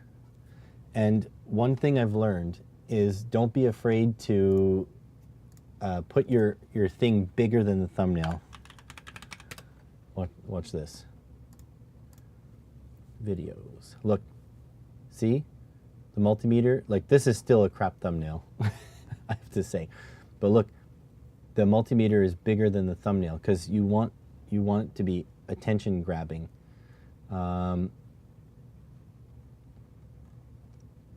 Look at this. See it doesn't show like my 3D printed case on the bottom, but that's okay. Pretend you're doing an SC. Yeah, basically. Yeah, that's not bad. See, this guy didn't fit. Look, a multimeter is very hard to get onto the screen because it's a widescreen thumbnail and then you've got a tall device. So look, I cheated it. You can't tell, but I like made it bigger. Look how big this 555 timer is. Look at that. It's like 4/5 the thumbnail.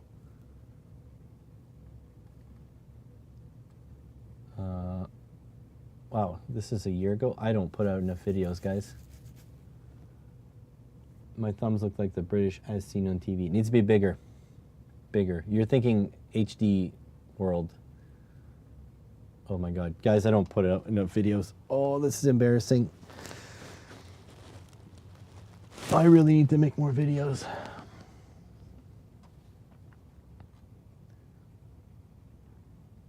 Yeah, this is bad. Why does the red not look the same on these two? Huh. Yeah, I need to put out more videos. See, this is the issue. If I want more Patreon patrons, I need to put out stuff that actually people want to watch. So, yeah, I need to put out more stuff. Like this one is, like these I'm proud of. Look at that, 1.1 million views. 1.1 million views, 165,000. I'm very proud of this video. It's my chapter. Very proud of this video.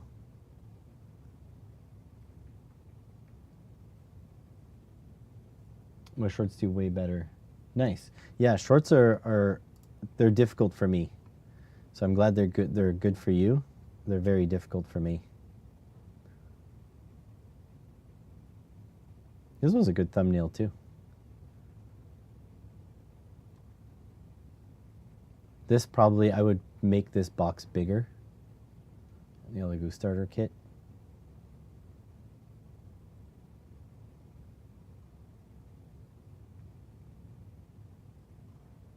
Yeah, my these things are crap. I need to, actually I want to get the stats. Is it muted? Good, it's muted. I want to get the stats off this little panel because this thing is in my window right now. This is me, yeah, there's clouds. This is a freaking long short. This was pretty ingenious, right? So what are we maxing out at? How many watts? Like 5 watts, 6 watts. Just under 6 watts. So this panel's in my window right now. And I'm curious to see what the maximum wattage. Oh, I got 10 out of it? That's good. I'm like getting like 3 right now, max. And this is the big boy. How much should I get out of this? 50 watts? I think 50 watts is pretty good. Anyways, back to work. Webcam. Alrighty. Oh, I thought I turned off my soldering iron. I didn't. Okay, so we need to set up a little bit for this. So I have my board here. I'll probably get another one that I didn't mangle.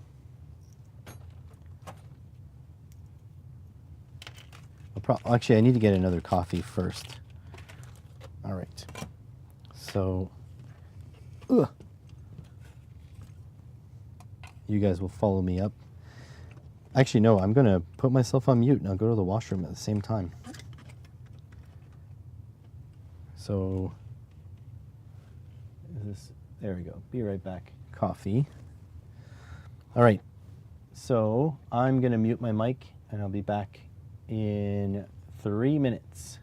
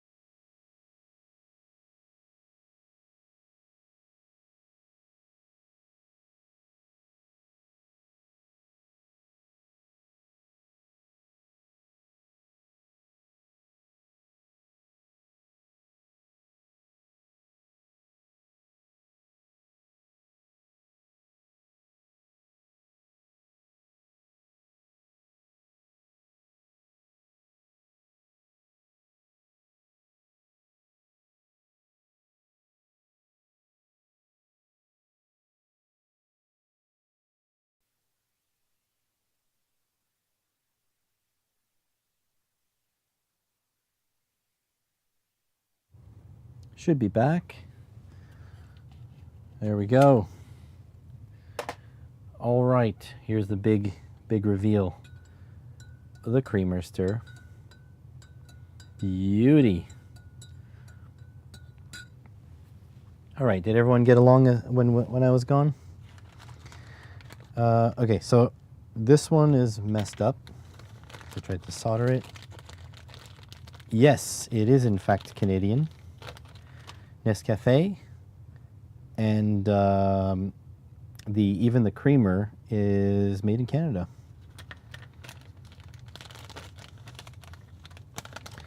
Let's grab a brand new bad boy out of here.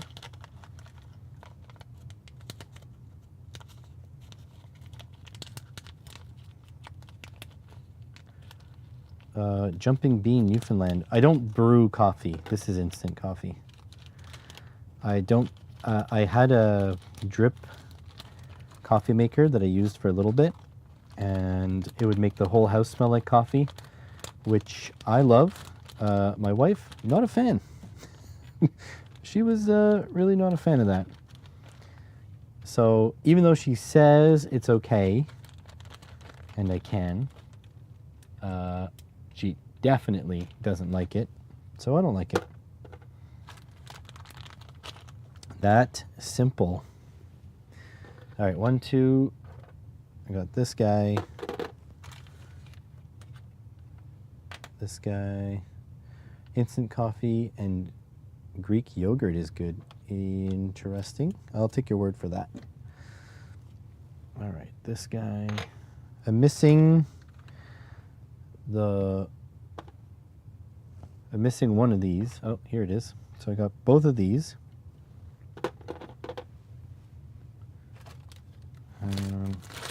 This I can throw out. You know what's something that's weird? So Canada, I think all of Canada, they started charging for plastic bags when you go to the grocery store. So now we have reusable bags, which is fine. I'm into it. What is different now, though, is that we used to have this giant like bag filled with bags, and now we don't. 3, 4, 5, 6, 7, 8, 9. Okay, didn't get an extra one of those. That's okay. Now we don't. So for garbage bags, because we refuse to buy them, I'm using like whatever. So I'm using like shipping bags, things that come from China, basically. And right now, my garbage bag is an empty bag of chips. 1, 2, 3, 4, 5, 6, 7, 8, 9, 10. Oh, we got a bonus. We got one extra blue one. That's good. The blue ones are the good ones. I took that giant bag of bags to the Restore. I would have taken them because I use them as garbage bags. Okay, we have one problem though. Where did my... Because this is not the same one. This only has 2 rows of pins. So we're missing one. Oh, it was hiding. Okay, so we've got the bare one. We've got 2 rows of pins and 3 rows of pins.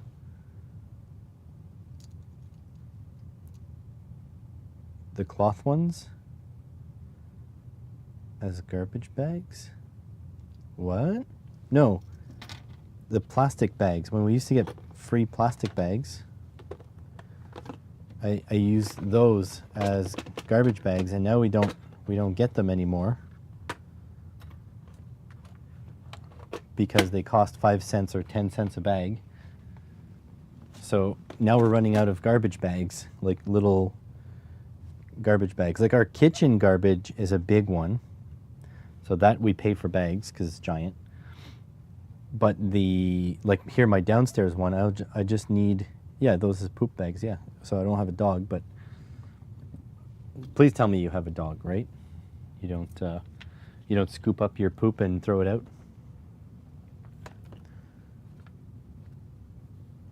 Hey, I got a new Patreon subscriber. Hopefully that wasn't because of my little rant, but I appreciate you. You have very nervous neighbors. So yeah, so now I use whatever bags I can use as garbage bags. So my garbage bag that's right there is an empty potato chip bag. I save all my bags now. I feel like a freaking hoarder. Okay, so we got all these things. That's good. Okay, like this. You had already, oh, so it's you. I won't say, I didn't want to say who it was because I get your real name. So,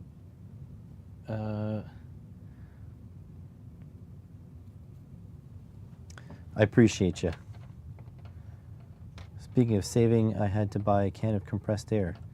Yeah, I have a compressor. I will never buy compressed air. I have a compressor because I used it to work on my cars, always. But now battery tools have gotten so good that most people don't need a compressor. So even if I wanted to sell my compressor, I'm not going to get much for it, so I'm going to use it till it explodes. Like you're in Hate the Look. Oh, well, hopefully it works out for you. Okay, so let me let you guys in on a secret. Except this will only work if I can find it. Uh-oh. Oh, yeah. This is my PCBWay box that I use for almost all my videos. You'll notice there's wires coming out the back. And that's because there's an LED inside. And so I keep increasing the brightness of this LED with every sponsored video. The funniest thing was a little girl at the store and me, the old guy, asking for compressed air. Yeah. So yeah, I keep increasing the brightness of this LED until somebody notices, and then so far nobody's noticed. So yeah, this is what we're going to do. We're going to have these in there. But we're not going to do that in this shot, but yeah, we're going to have these in there. And then basically I just open the lid a bit, it makes some light, I grab them out and I close it again.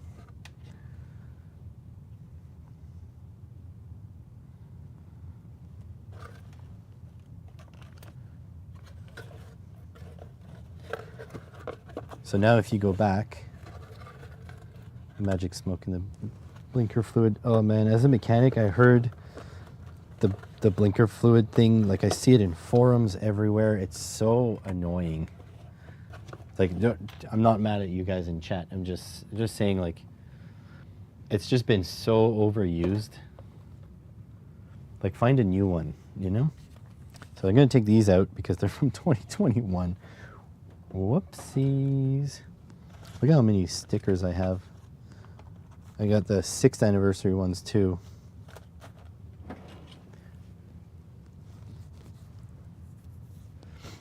All right. So that's good. We'll put these aside. These are the ones I prepared earlier. You guys were there for that. Oh yeah, I should get a breadboard out too. There was one. Yeah, here. Got to put this power rail back on. Weren't so stupid and allowed to drive cars, we wouldn't have it to use. You know what? I'm gonna go out on a limb here, and I'm gonna say people aren't stupid. They just can't be expected to know everything about everything. You know what I mean? Like here, typically, as makers, we know a little bit about a lot of stuff, right? But the average person, they know a little bit about a lot of stuff that doesn't overlap with us. so much. And so I don't think the average person is stupid. I was torn between assuming she's not from here and explaining that it's not actually air or mansplaining. It's a can to clean my computer. Yeah, it's because most people don't call it compressed air. They call it a duster can, like a canned duster can, something like that. Okay, so let's see. Do I have my card? I do have my card. Oh, my screen is not tilted. Oh, come on. Get up there. Okay, let's hit the live view. Oh, was it on this whole time?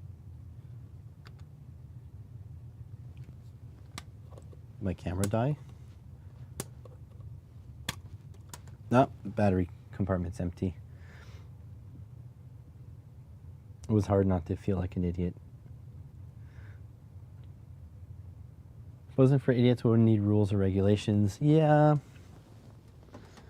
I mean, the thing is, some people are really good at certain aspects, and other people are good at others. I mean, I have students that, for example, will tell me every time I ask them, they'll tell me the correct answer to something.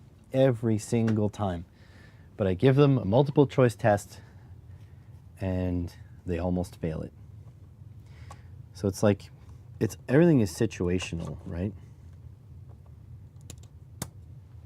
There are some students that are very successful in workplaces and horrible in school.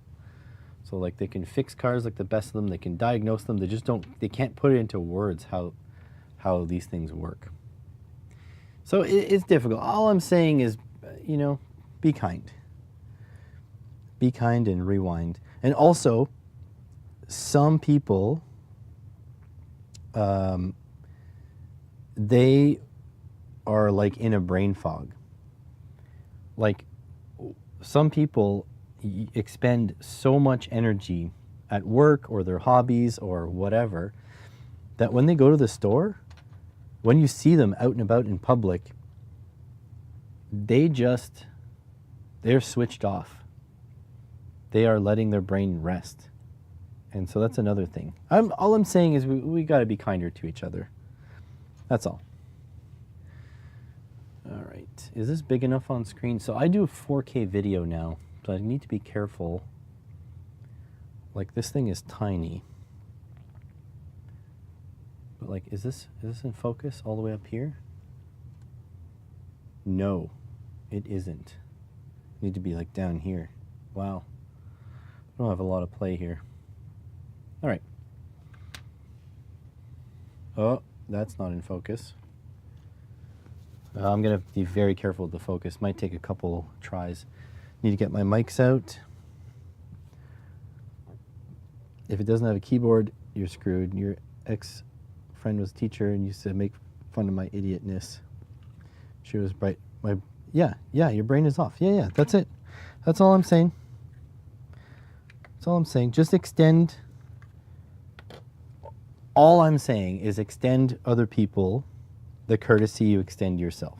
That's it. That's all I'm saying. You know? And I'm sure most people think back on their interactions and they feel really dumb for what has just happened. Don't forget about that too.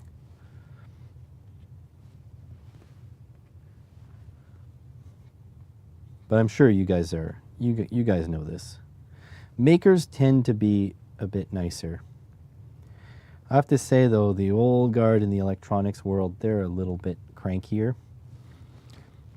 I see you guys in my comments telling me I should have used a 74 HX 101 instead of an Arduino or whatever. You gotta be a little nicer. All I'm saying. All right, let's give this a shot. I'm gonna do this live. I'm going to do it, see if we can do it one take. I don't think we can. But I want this to be in focus though.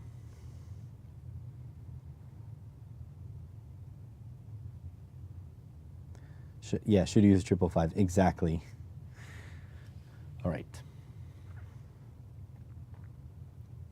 Let's hit record before we say anything, should we?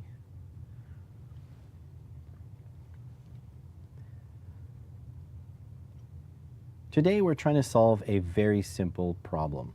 This is my new favorite microcontroller. This is the RP2040-0. So I think it's based on a Waveshare design. It is an RP2040 microcontroller and 2 buttons and some memory. And it's in this really tiny form factor. This is like a great introduction to the RP2040 family because it is very small, but yet very powerful. My problem though is that there are 3 rows of pins here, so it's not particularly breadboard friendly. I mean, you can set it up like this, and that'll work. You have 2 pins, but then you're missing 5 of your pins there. And you can set it up like this, but now it doesn't fit in your breadboard.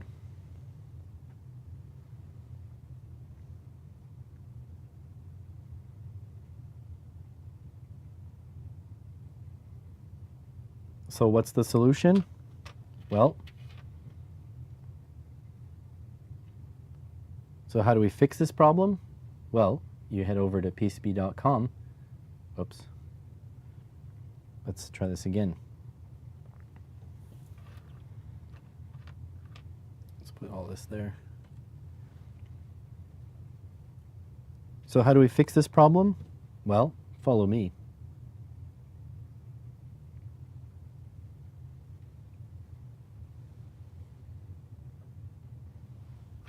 So let's see. Maybe that works. Maybe I'll have to shoot again, but we'll see. That wasn't too bad. All right, so let's pop this over here. So this, I need to zoom out. So we get the PCBWay logo in the shot because the PCBWay gets a hard on every time I do that. So that's good. Let's go like so. And like so. This is off, right? Yeah, it's off. All right, let's see the brightness level. We're gonna have to arrange the PCBs in there anyways because they all went nuts. So we're gonna put a current limit of 250 milliamps. That's pretty bright. Let's go 125 milliamps. I set 0.125, enter.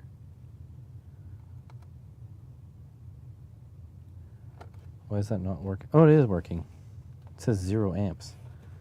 Okay, I set 0.175, enter. Still not working. Trying to make a breakout board for 555. Well, that's easy. 2, enter. There we go. That's probably bright enough.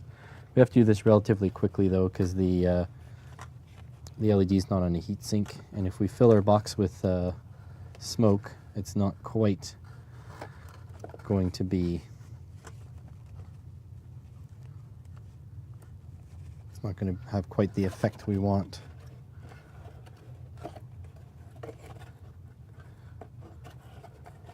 Okay.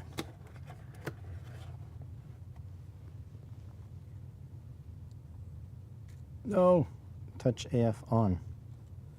There we go. All right. You just head over to PCBWay.com and order some of these adapter boards that I've made. So here's 2 of them. Let's take a look at what they look like. I think that's good enough.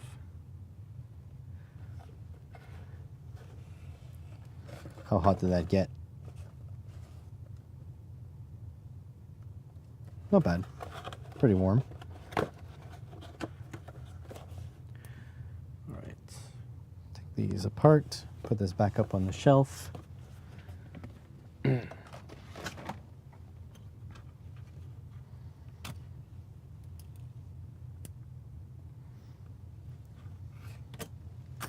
right, zoom back in.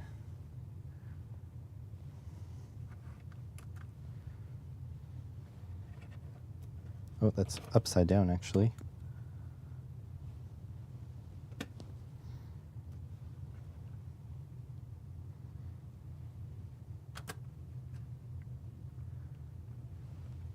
we go.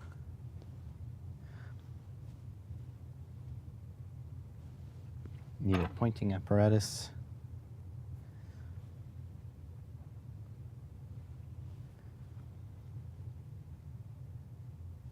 So these are essentially adapters to be able to put your RP2040 into these footprints here, and then have proper pin spacing for popping this into a breadboard. I think this one is the one you're going to like, the RP2040 mini adapter. And over here we've got the Mega. I'll talk about that in a moment here. So essentially what this does is you've got your 5 volts and your ground and your 3V3 and then all of the GPIO that are on all these pins here. This is proper breadboard spacing, and I believe you get about 2 spots on each side to breadboard your RP2040 projects. This one here though, this one is for the more hardcore. You see the RP2040 has pads underneath. Very, very small pads. And if you're the type of psycho that needs to use those pads in your projects instead of using a full-size board, then I have broken out these pads for you right here. And it's these GPIOs here that you see under the parenthesis.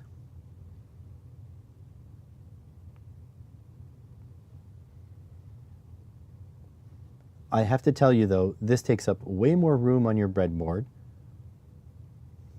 and this was hell to route the pads. So pretty much you're going to be looking at this adapter linked in the description and not this one.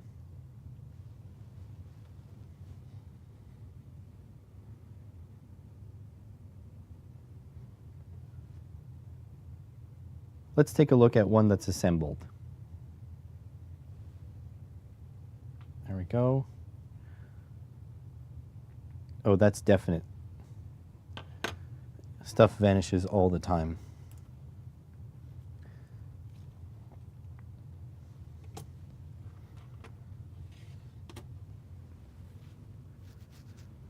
I'm just going to get some B-roll of the pads on the back here. Let's see if we can... Wow, we're zoomed in very far. Need my... Maybe I'll put on a PCBWay box. Ugh. That'll look fancy. Are we in focus up here? I don't think so. No. Let's be like down here. All right, so we're going to need to grab a filament spool box like this.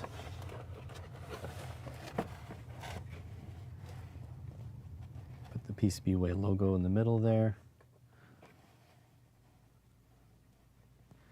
Is that in focus now?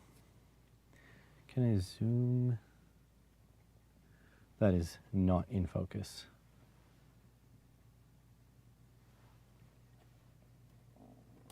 Needs to go quite a bit down. Oh, I can almost get it in focus. Really want it like there.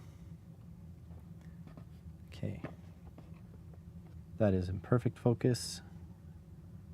Just take recording.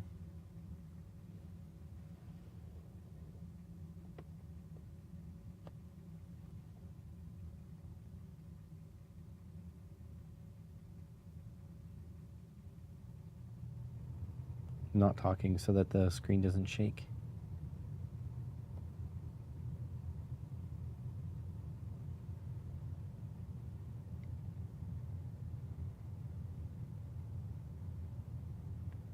That should be good. I guess I could have brought my, I have a zoom lens, but whatever. That's fine. Okay, so that's done. That's done. Throw this in there. All right, we got our breadboard.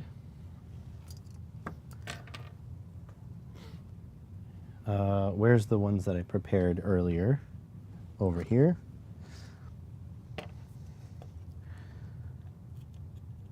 So this one looks good. 1, 2. I'll grab a second breadboard for the second one. You guys are still with me, right?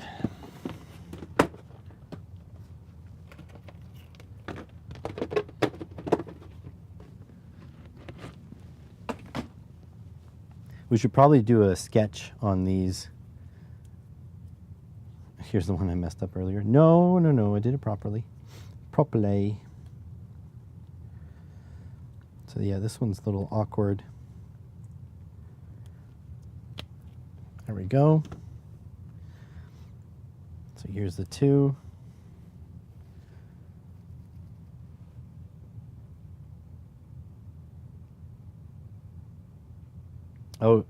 Oh, yeah, you're in Ontario, right, Gerald? Yeah, we got, it's coming down in buckets now. We only got a couple centimeters yesterday. But, yeah, today is, it's going a little crazy. All right, let's do a quick, let's see if we can use the GP0. No, that's on this side. GP29, where's that? There. Yeah, so GP29 to, I mean, how many LEDs do we want to set up for this? That's a good question. How many LEDs should we solder? Should we do this whole row? So 1, 2, 3, 4, 5, 6, 7, 8, 9. Box up some snow and send to the UK. Sure. What time is it? It's 10:30. Yeah, we'll do 9 LEDs.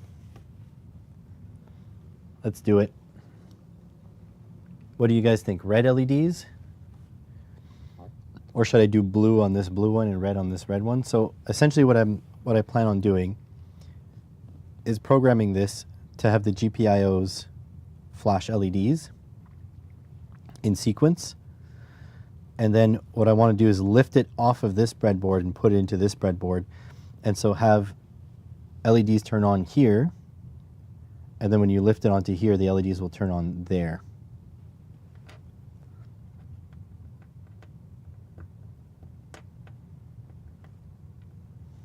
This needs to go on the other side, or this one needs to go on the other side. Oh, they are a pain to remove, though.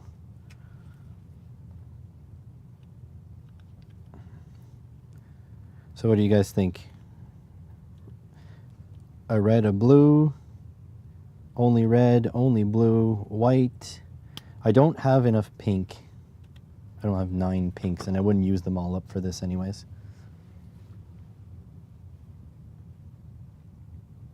What do you guys think? White, blue. Oh, here. I'll put it in the. I'll put a poll. Poll plus poll. What color LED to use in my video? Red, blue, white. I don't think I have any other colors in bulk. There we go. Vote in the poll.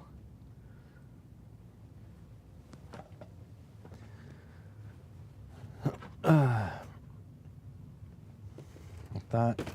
And actually, while you guys vote, I'm just going to make sure. So yeah, I have lots of red. Lots of these guys. I have lots of white. And I have a red bag. There we go, yeah, lots of blue. So the other colors are pretty specific, so I don't have a lot of them. Blue, oh, I should have, okay, hang on. Let me redo the poll, you're right. Blue on red and red on blue. Hold on.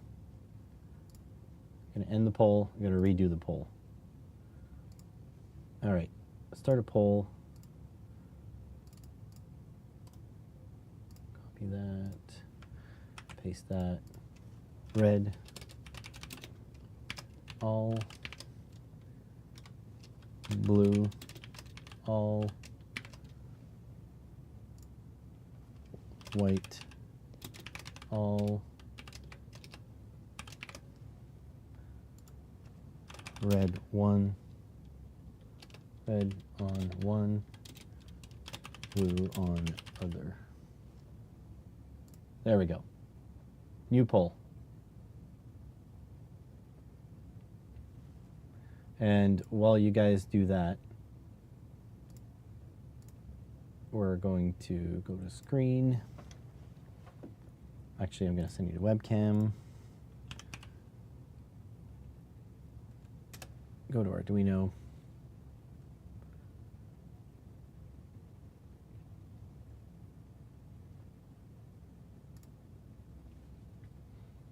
Okay, so you guys are going to make me solder 18 resistors. Actually, I think it's best like that anyways.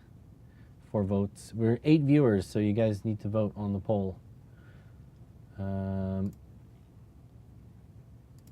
new. There we go.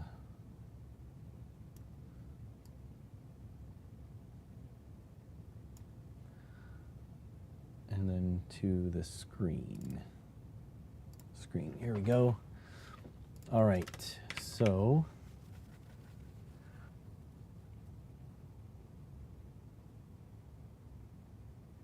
I don't feel like I need any libraries or anything. I don't think I need a setup. It's just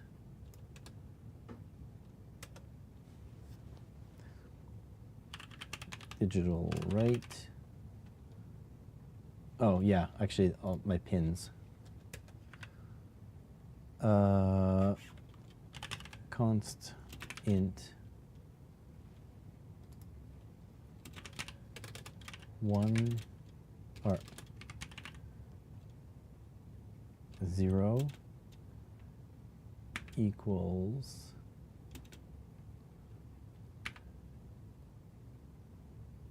how do I do pins again? Every time. Tester 1.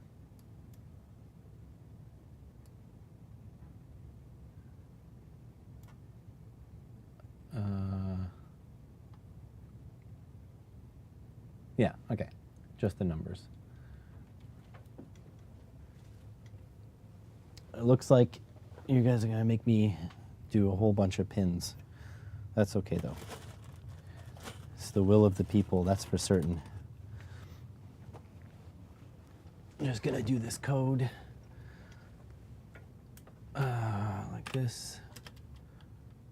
Not cost, const int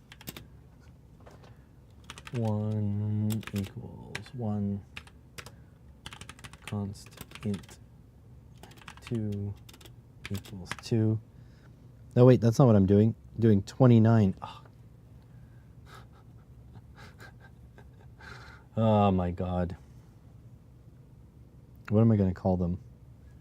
Okay, pin 1 equals 29.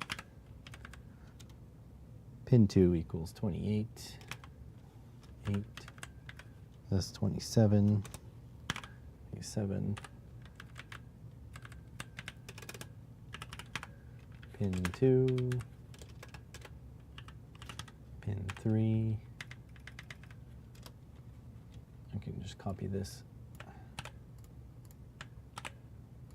Pin 4 is 26.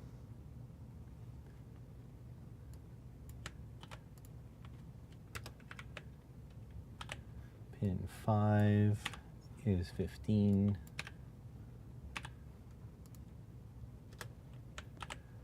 Pin 6 is 14. This is probably not a good way to code. Pin 7 is 13.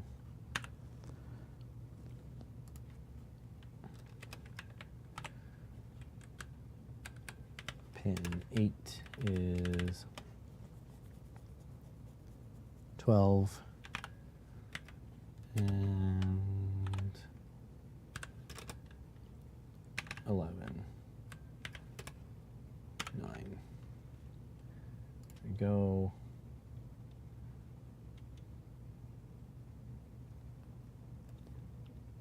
I'm just going to declare my pins because I don't really want to diagnose this. So pin mode, pin 1, output, and then copy this.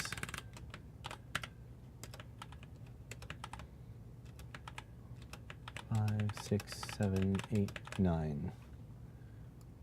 2, 3, 4, 5, 6, 7, 8, 9. Okay, that's good. Digital write. I want to do like just a sequential. Okay, so digital write. Oh, hang on. I want to make everything at the same. That's okay. It'll be fine. Digital write. Pin 1. High. And then digital write. Pin 2. Low. Now, everything is going to be low. Here. Low, 3, 4, 5, 6, 7, 8, 9. 3, 4, 5, 6, 7, 8, 9. And then we want to delay. Probably like a quarter second. You know what? I'm going to regret this. So constant delay time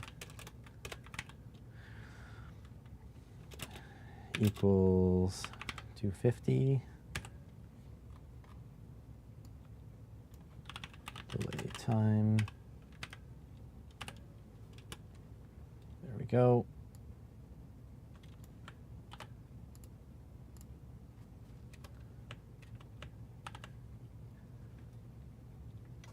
Okay, and then we want that low, high,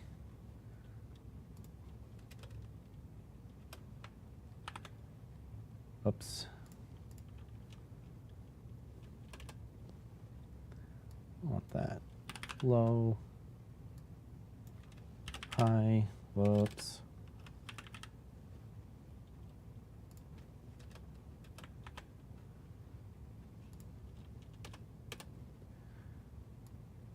Low, high,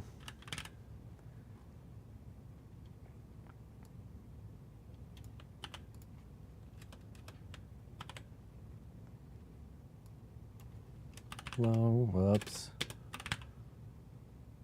5, high, I apologize so much for the real coders out there. I'm doing this the shit way. But it will work. I mean, I hope it'll work. Low 7 is high.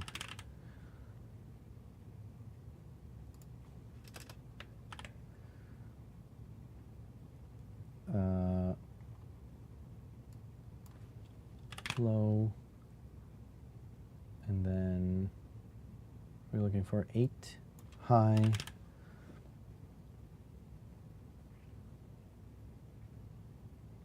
Oh, it's a good idea. Yeah, that's good. Depends. Verbose code. I'm not sure if I'm doing verbose code or garbage code. You tell me.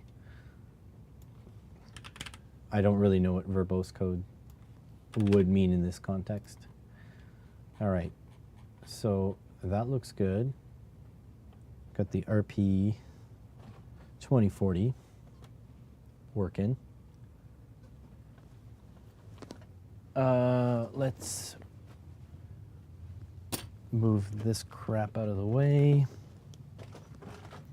Probably switch you guys back to the screen. The webcam, I mean. Grab this guy and this USB cable.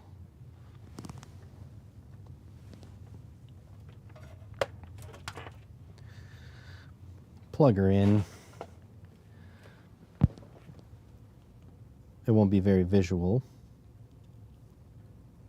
Grab the boot button.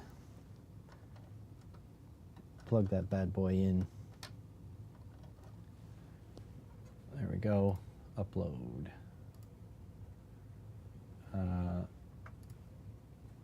Code. Breadboard tester.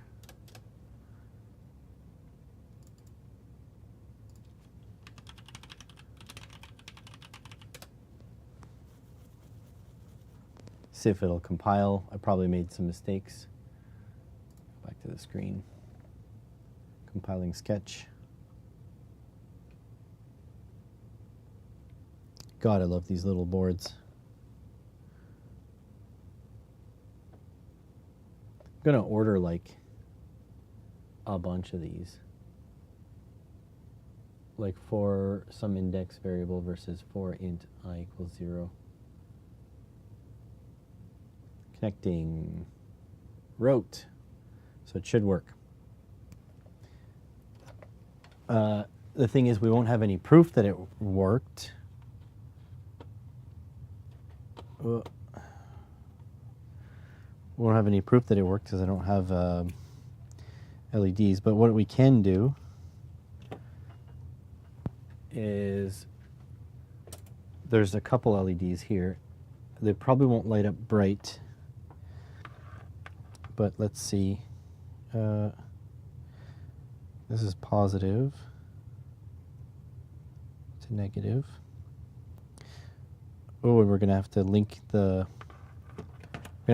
grounds too. Okay, hang on. I got a couple LEDs here already. But these LEDs were set up for 5 volt. Not for 3.3.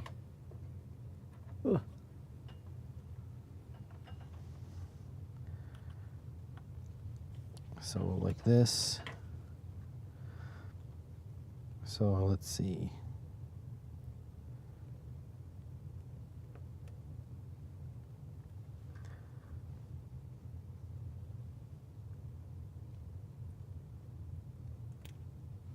Yeah, this is going to be a little bit of a nightmare to get them in there. Here, let's just, before we do anything, let's just make sure one works. So now I just need a jumper. I wish you would come back from that ledge, my friend. That kind of jumper. Good. Cut ties with all the lies that you've been living in. Should have been a singer. Oh, I saw it come on briefly. There we go. Did you see it? Yeah, there we go. Here, maybe this way will be easier. Get in there. Oh, nope, definitely not easier. This way. There, you saw it. Okay, it works. What is the R value? I don't remember. I built these things way too long ago.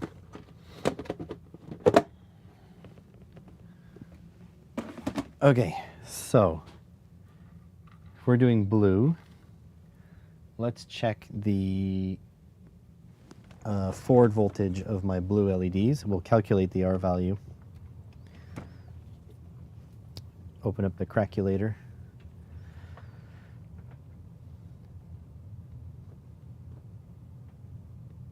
I need a PCB.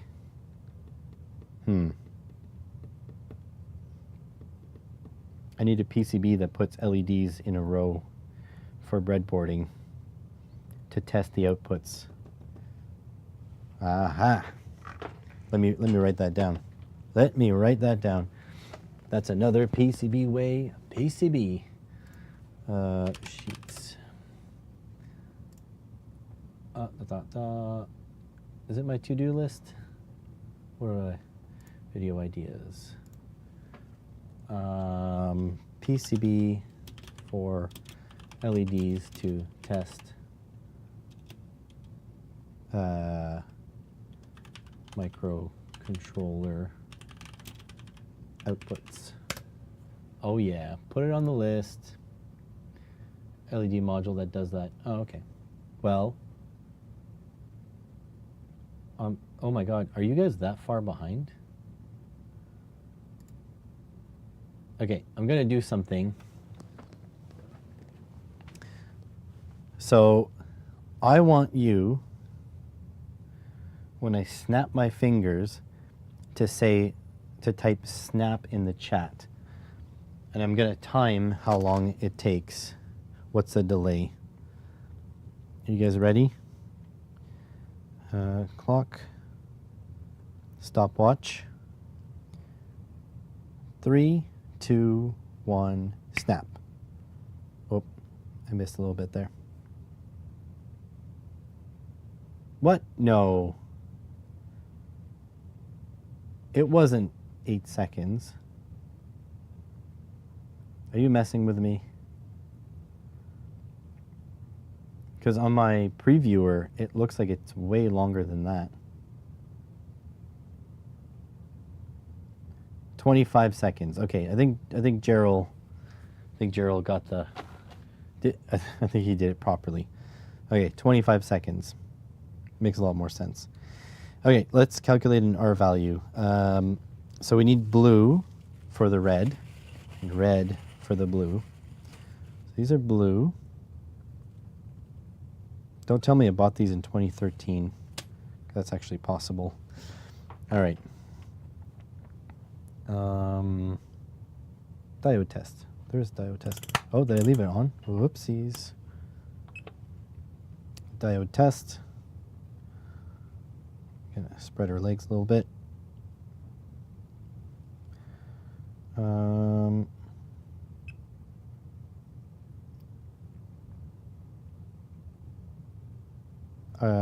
No, that's wrong. What?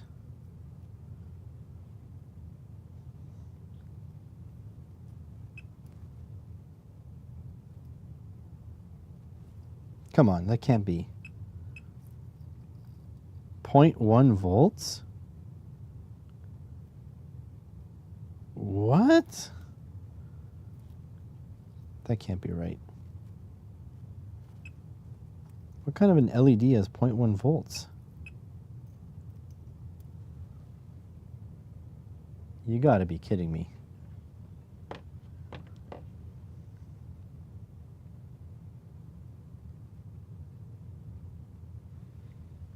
Okay, hold on. Let's turn on the big boy. We got the oh shit. While I do this, since I'm not recording, I should probably take my microphone off and charge it. Guys, I am not organized enough for this.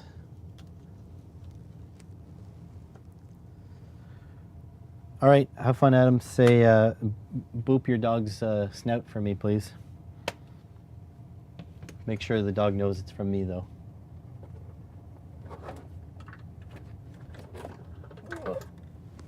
Come on, get out of here. All right, so let's put this, let's turn this off. Let's put my multimeter in diode test here, shift here. Okay, it says open.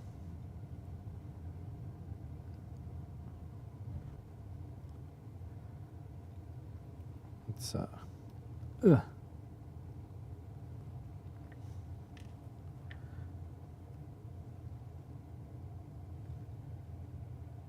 why does it say the same thing?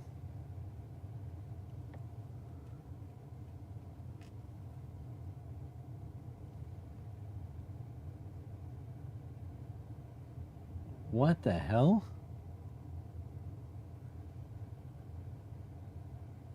It says the same thing. Is this LED screwed up? Where's the link to buy the PCBs? The PCBs are not out yet. So you'll get the link in the video.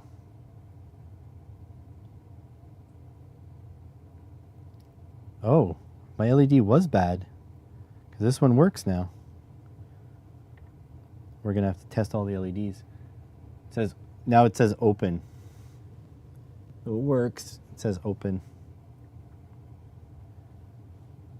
Dang.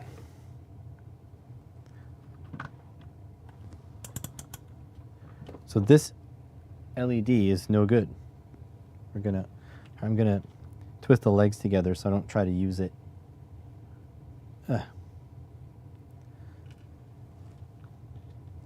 Okay, so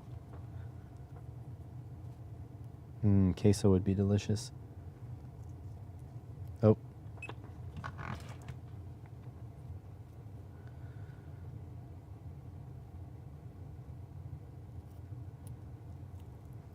Too high voltage, I think. Nope, there it's on.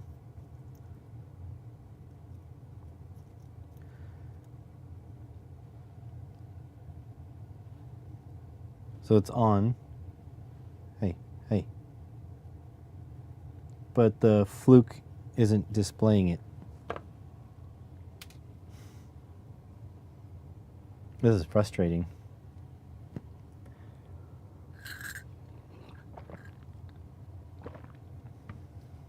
All right.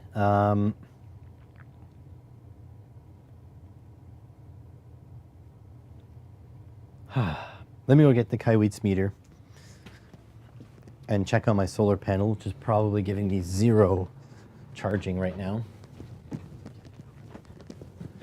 It's actually discharging my battery. Ah, boy. Yeah, 0 charge.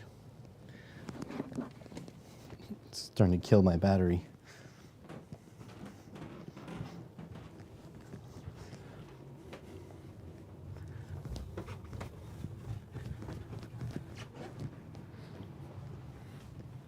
All right, let's try this again, shall we? 3 multimeters, that's what you need to check the forward voltage on a single LED.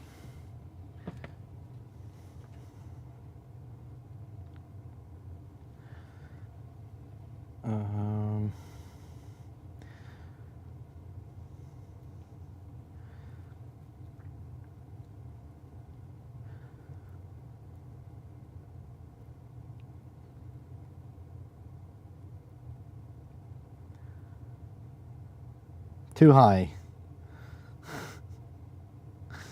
No. It's on. So these blue LEDs are not doing me any favors.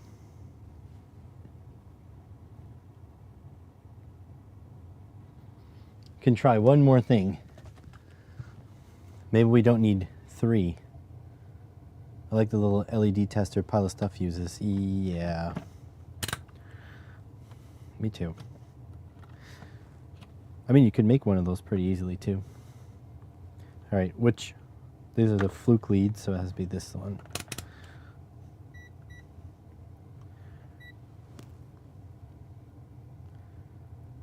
I feel like one of these gave me a result in my video, no?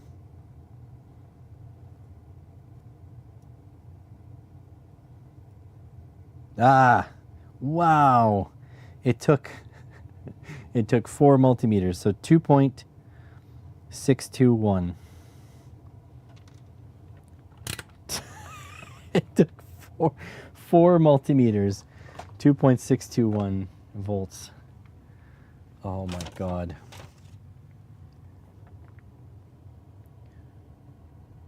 What was it? 2 point what? Did anybody pay attention? Because I wasn't. I was just elated.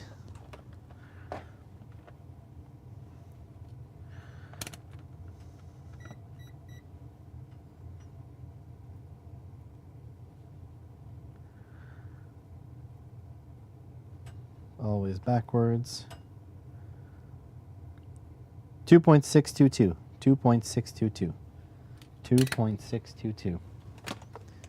2.622. All right, so to calculate this,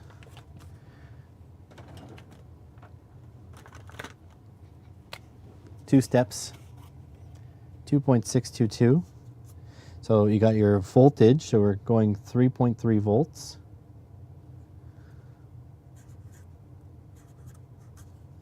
Minus 2.622 volts, and that'll give us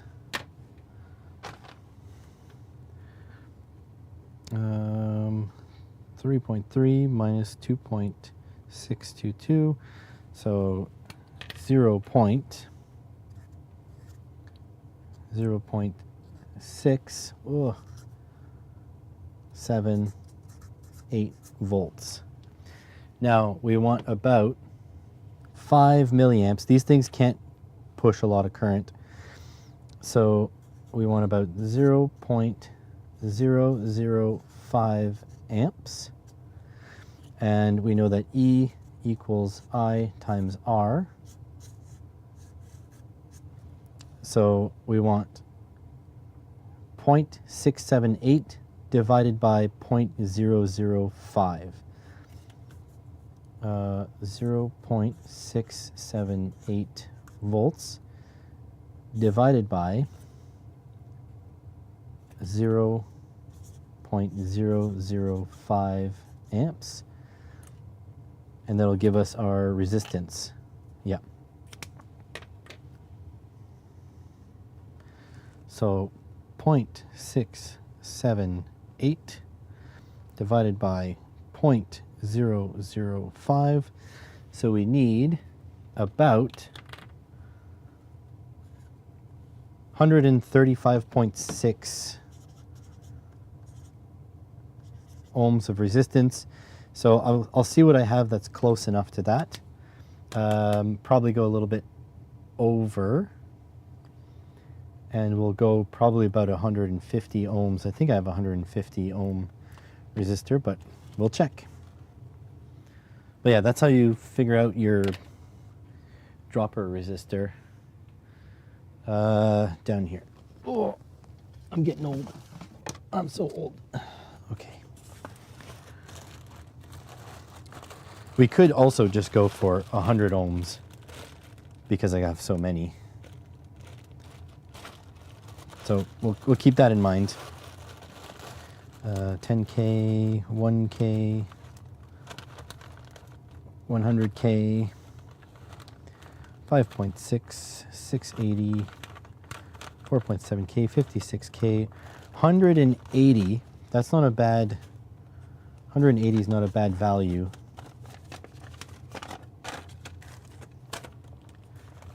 Because that's close. We're going to have less current, that's okay.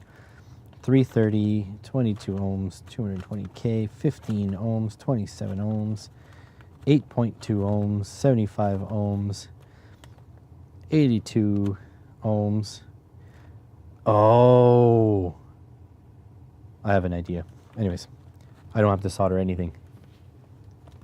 That's going to be fantastic. 33 ohms,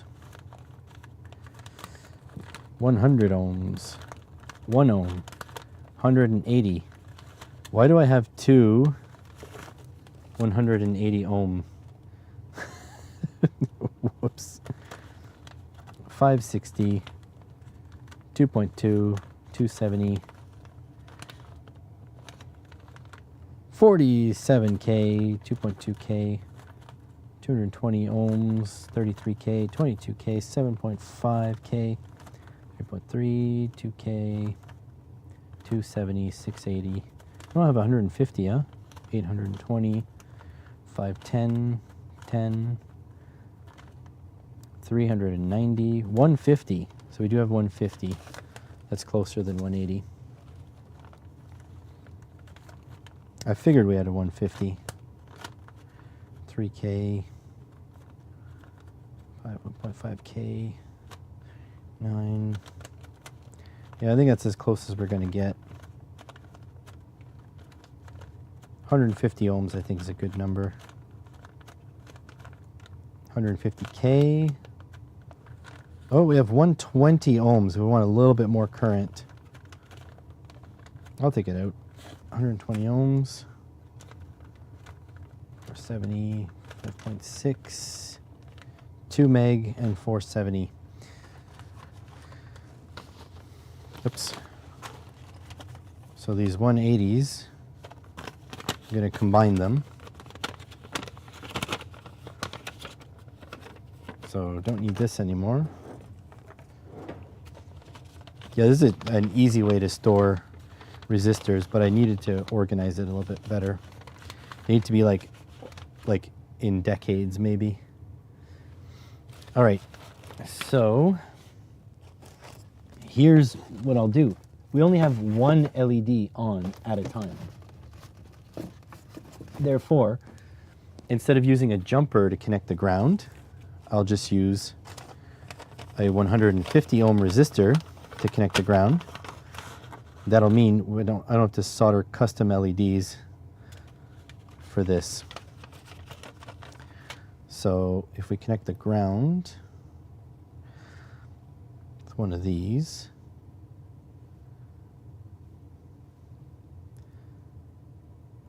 ground to there. Okay. Oh wait, this is blue LEDs, so it needs to go in the red.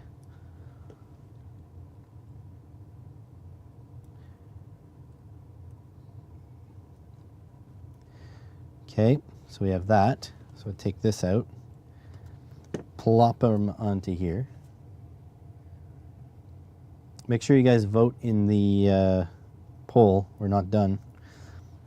Oops, I hit reset. That's okay. All right, now these blue LEDs,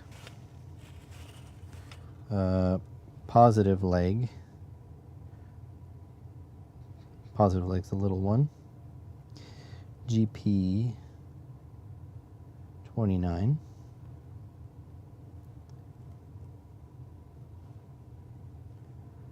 We can put a little bit of hitch on that leg.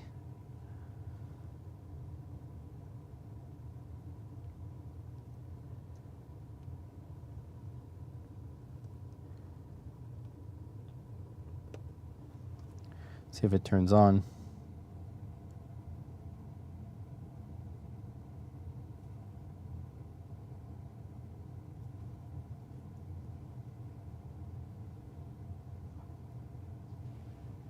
No.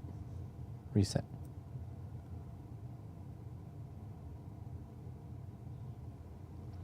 Wait, do I have another bad LED?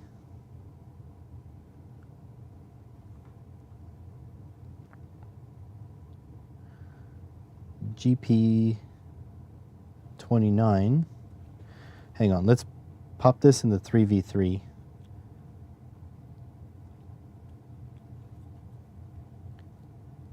Uh-oh. Something's wrong here. Wait, I have it backwards. Am I an idiot? Oh yeah, I'm an idiot. I had it backwards. So there we go. That's working. I need to sneeze.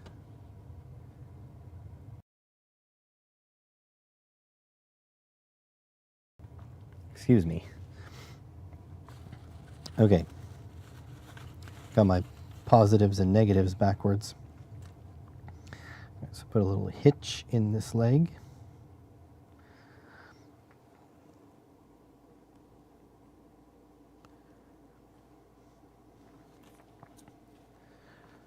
The cable's getting stuck everywhere. Get out of there.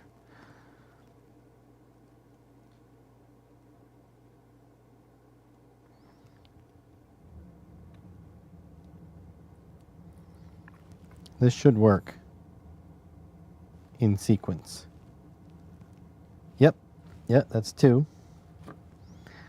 Put a little hitch in this bad boy.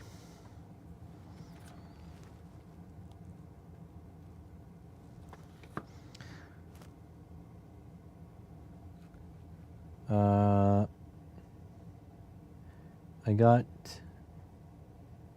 square iron and mini hot plate as birthday gifts. Oh, nice. Which brand iron did you go for?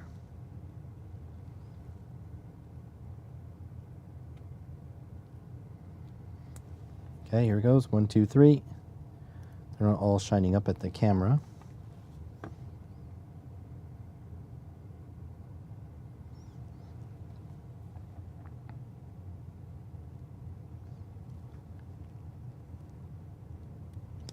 Shouldn't have stuffed them all next to each other, but this is why I need a PCB.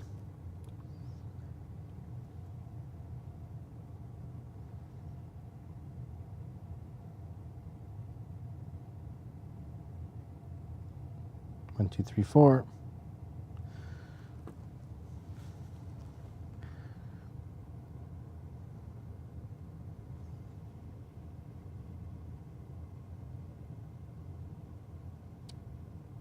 I've never heard that brand.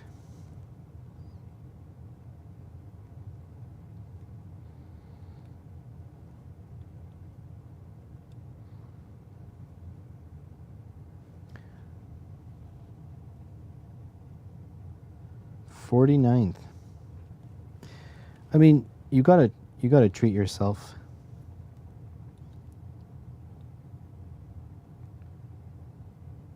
Why is that one not working? You get another bad LED.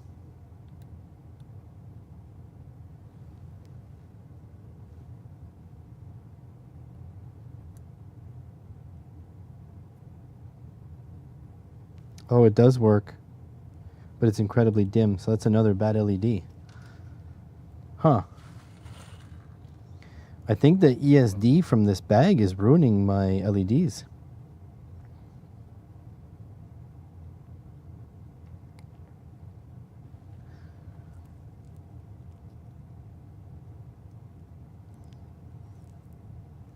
These all work.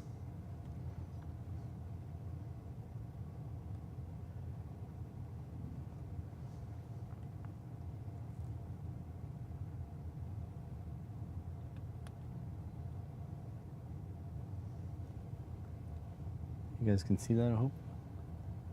Yep.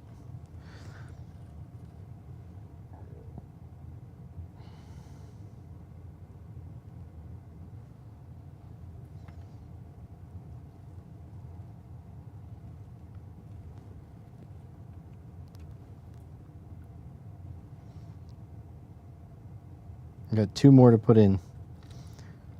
Running out of ground pins though.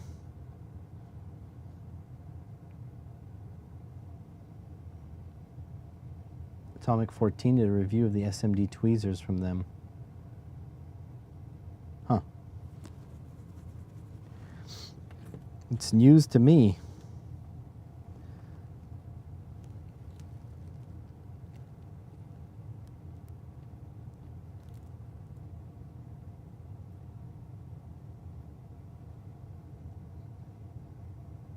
Just missing one more now. 3, 4, 5, 6, 7, 8. Yeah, one more. This is a lot of work just to do for one sequence, one shot in the video.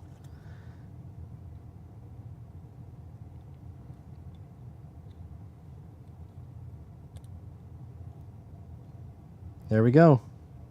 There's a cascade of all. All right, so now we need to calculate our red LED.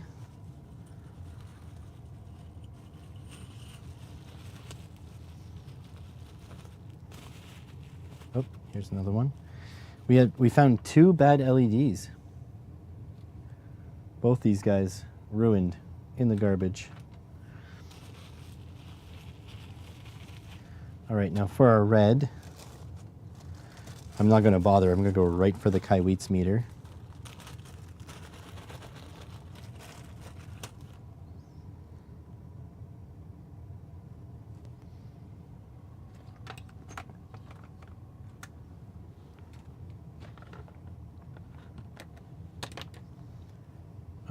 So I need another piece of paper like that. That was cut off a cardboard piece. Well, I could just use a random PCBWay box. How about that? Got so many of these here. This function. The KW meter does well for the Kaiweets meter. Absolutely, it's awesome. 1.761.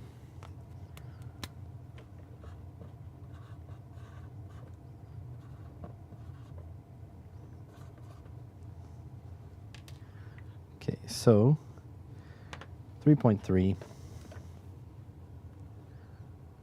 3.3 minus 1.761 is 1.539.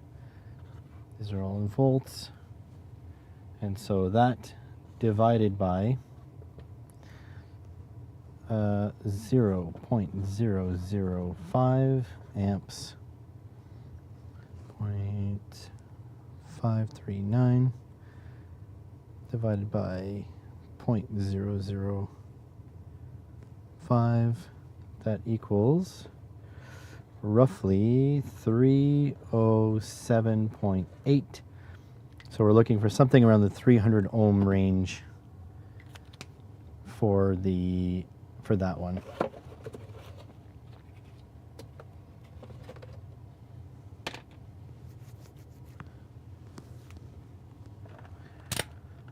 Something in the 300 ohm range.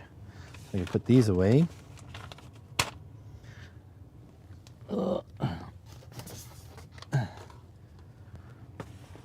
Okay. So what do we have that's close to 300 ohms? 1K, 100K. Pop that around. 5.6, 680. 4.7K, 56, 68, 330. I think that's the winner already.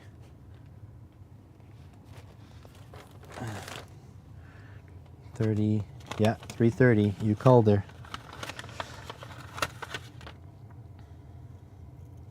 This is fresh. This is the first time I use a 330 ohm. First one off the bandolier.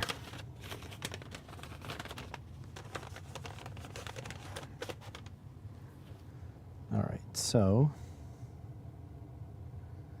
time is it? It's 11:09. We are literally only going to have the time to record this one video. So I'll have to see when I work this week, because I want to film the battery video this week for sure too. But I do need to edit this, so there is that. All right, so we're gonna stuff this bad boy to GP29.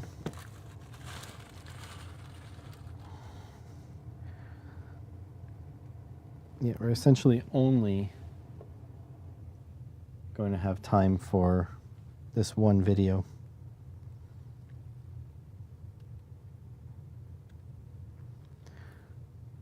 Two.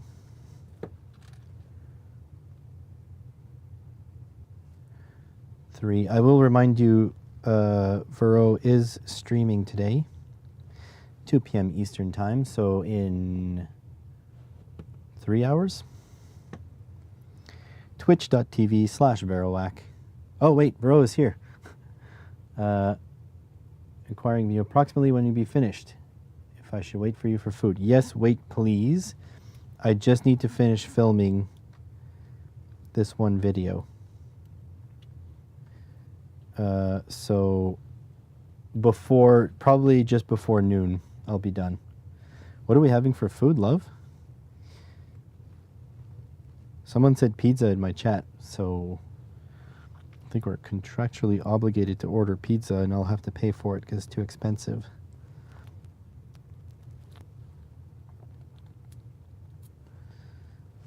Five.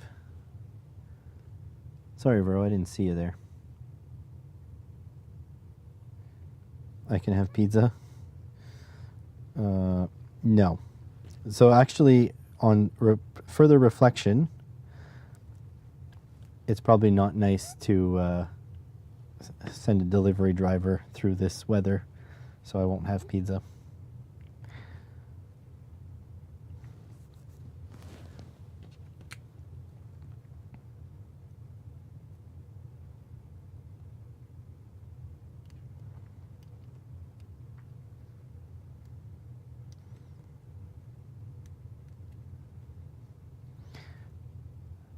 There's no way that I can sensibly afford to tip someone enough to make it worth driving in this snowstorm. And like, I mean, I can afford it. The dollar amount is not it, but like to add that to the cost of a pizza and to be able to justify the cost is way too much.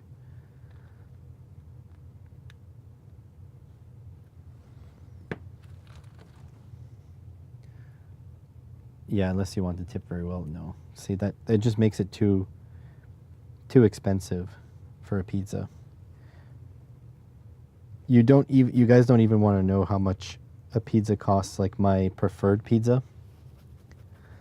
All right, so can you guys see that enough? Hang on a sec. So here is the idea. Properties, configure video. Over here, I'm going to drop the exposure. Just a touch. Okay. So you guys can see that a little easier. Okay, so the idea is we're going to have this running, and then we're going to lift this off, right? Lift this off and plop it into there, and it'll just do that. So that's going to be a nice view.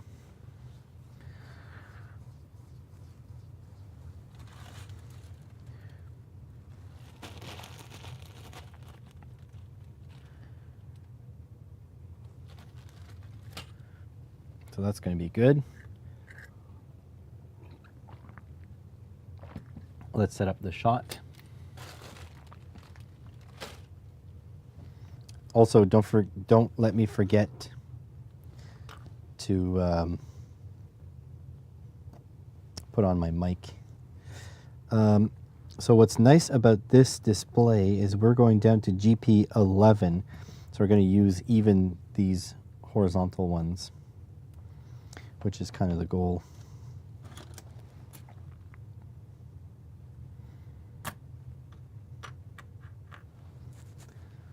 Okay, grab these. These over here. All right, let's go live view in here. Let's take the multimeter leads from up top and get them out of the way. Move these multimeter leads so I don't step on them and shriek. Okay, so let's zoom out. I do film in 4K, so I need to keep reminding myself I don't need to be that close to my devices. All right. Film like so. All right.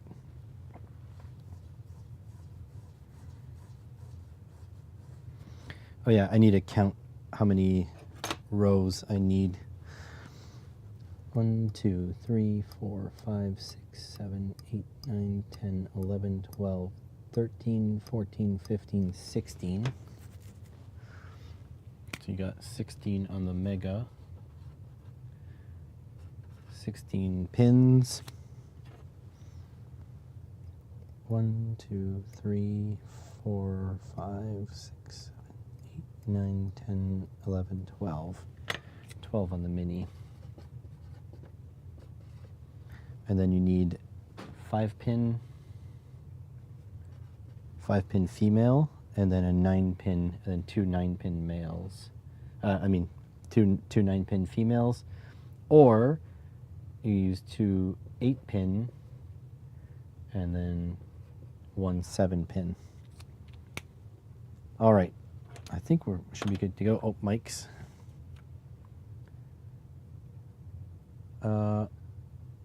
We can have pot stickers.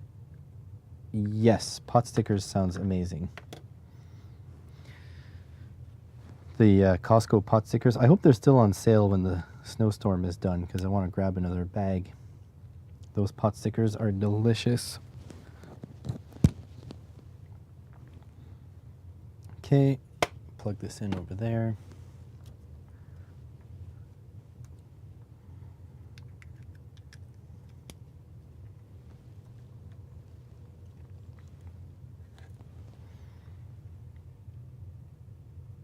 See, 1, 2, 3, 1, 2, 3, something like that.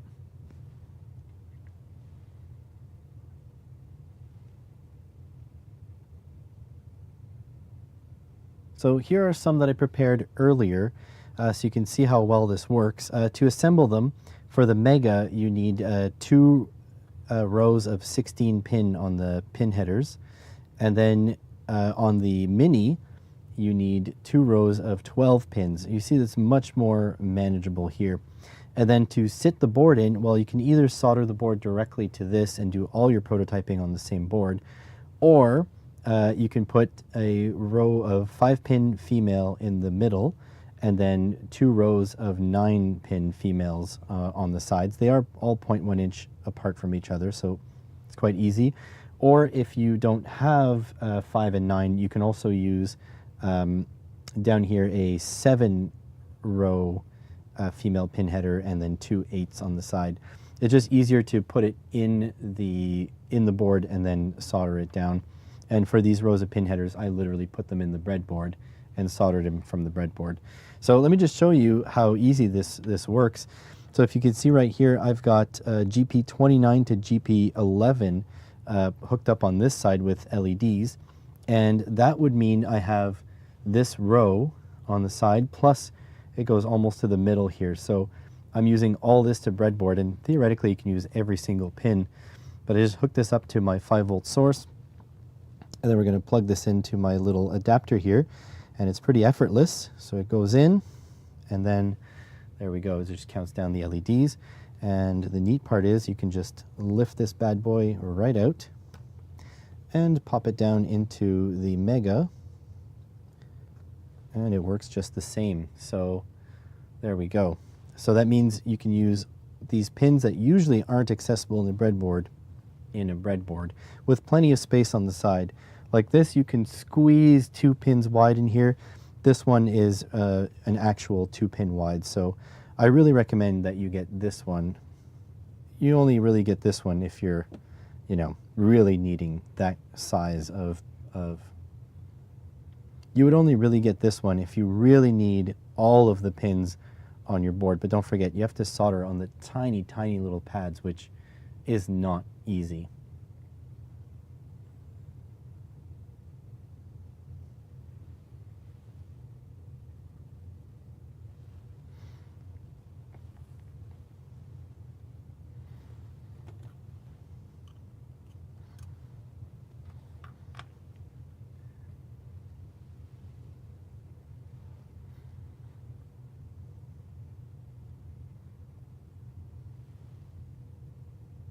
Oops, I didn't stop the recording.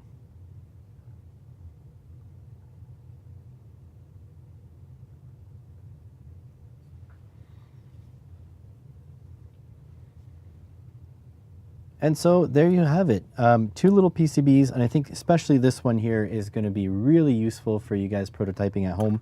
I went through the trouble of adding the GPIO markings on all of the pins. Everything is routed properly. So I hope you guys will go to PCBWay.com and order yourself a set. Thanks for watching.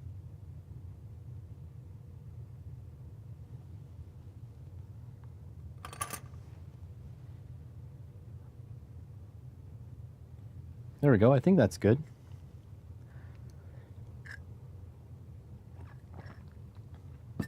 What do you guys think? Does it need more work, or are we good? I guess we can end this poll. What do you guys think? Is there stuff I missed?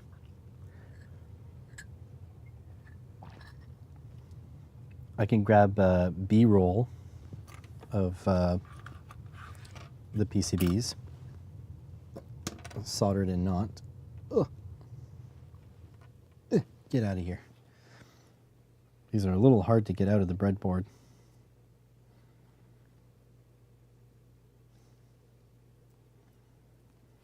Oh, yeah. I remember now. I wanted to... There's a PCB that you can get for the DigiSparks. For these guys. And I ordered it, and it's not in yet. And the deal is that it's quite a bit more expensive than my design.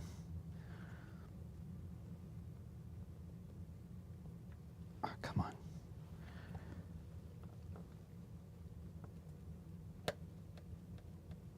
Oh my God, that's really stuck in there.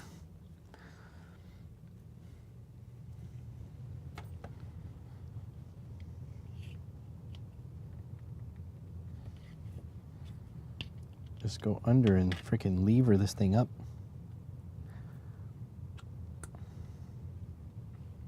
Look good to you? That's good.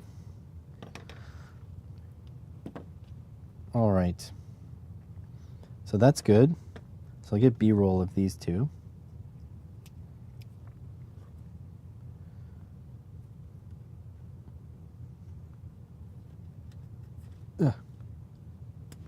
There we go.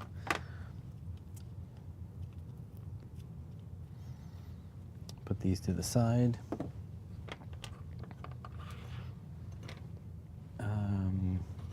Clear the air. Get out of there.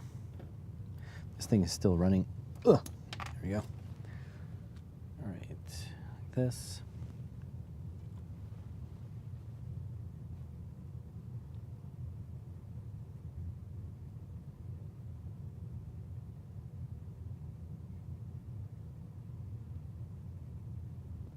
That's that one. Then this one.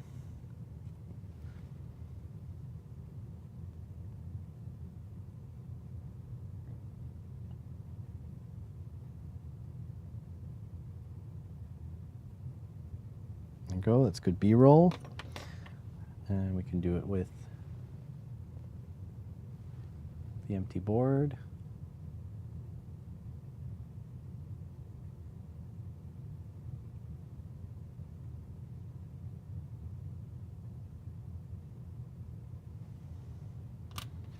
And then this empty board.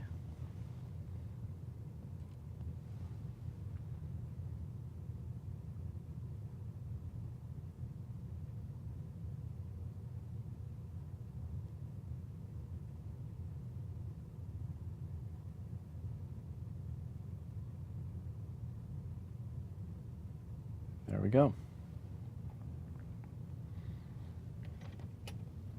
Let me text Vero, tell her I'm only going to be about 10 more minutes.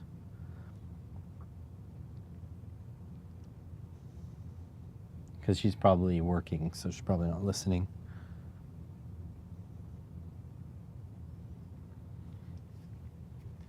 Okay, so that should be good. All right.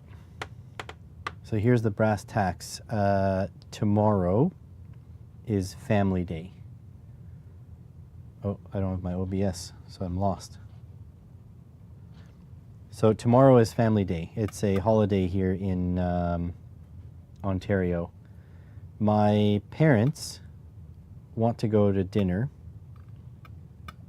because it was my birthday last week. So I do need to do work tomorrow, but the question is, will I have enough will to edit at least 2 videos today? So if I can edit 2 videos today, I think I'll go live tomorrow morning, as long as I'll ask Vero if we have anything planned, because I want to get that battery video done, because that's a video I'm pretty excited for, and I want to start using the battery, testing it in certain ways. So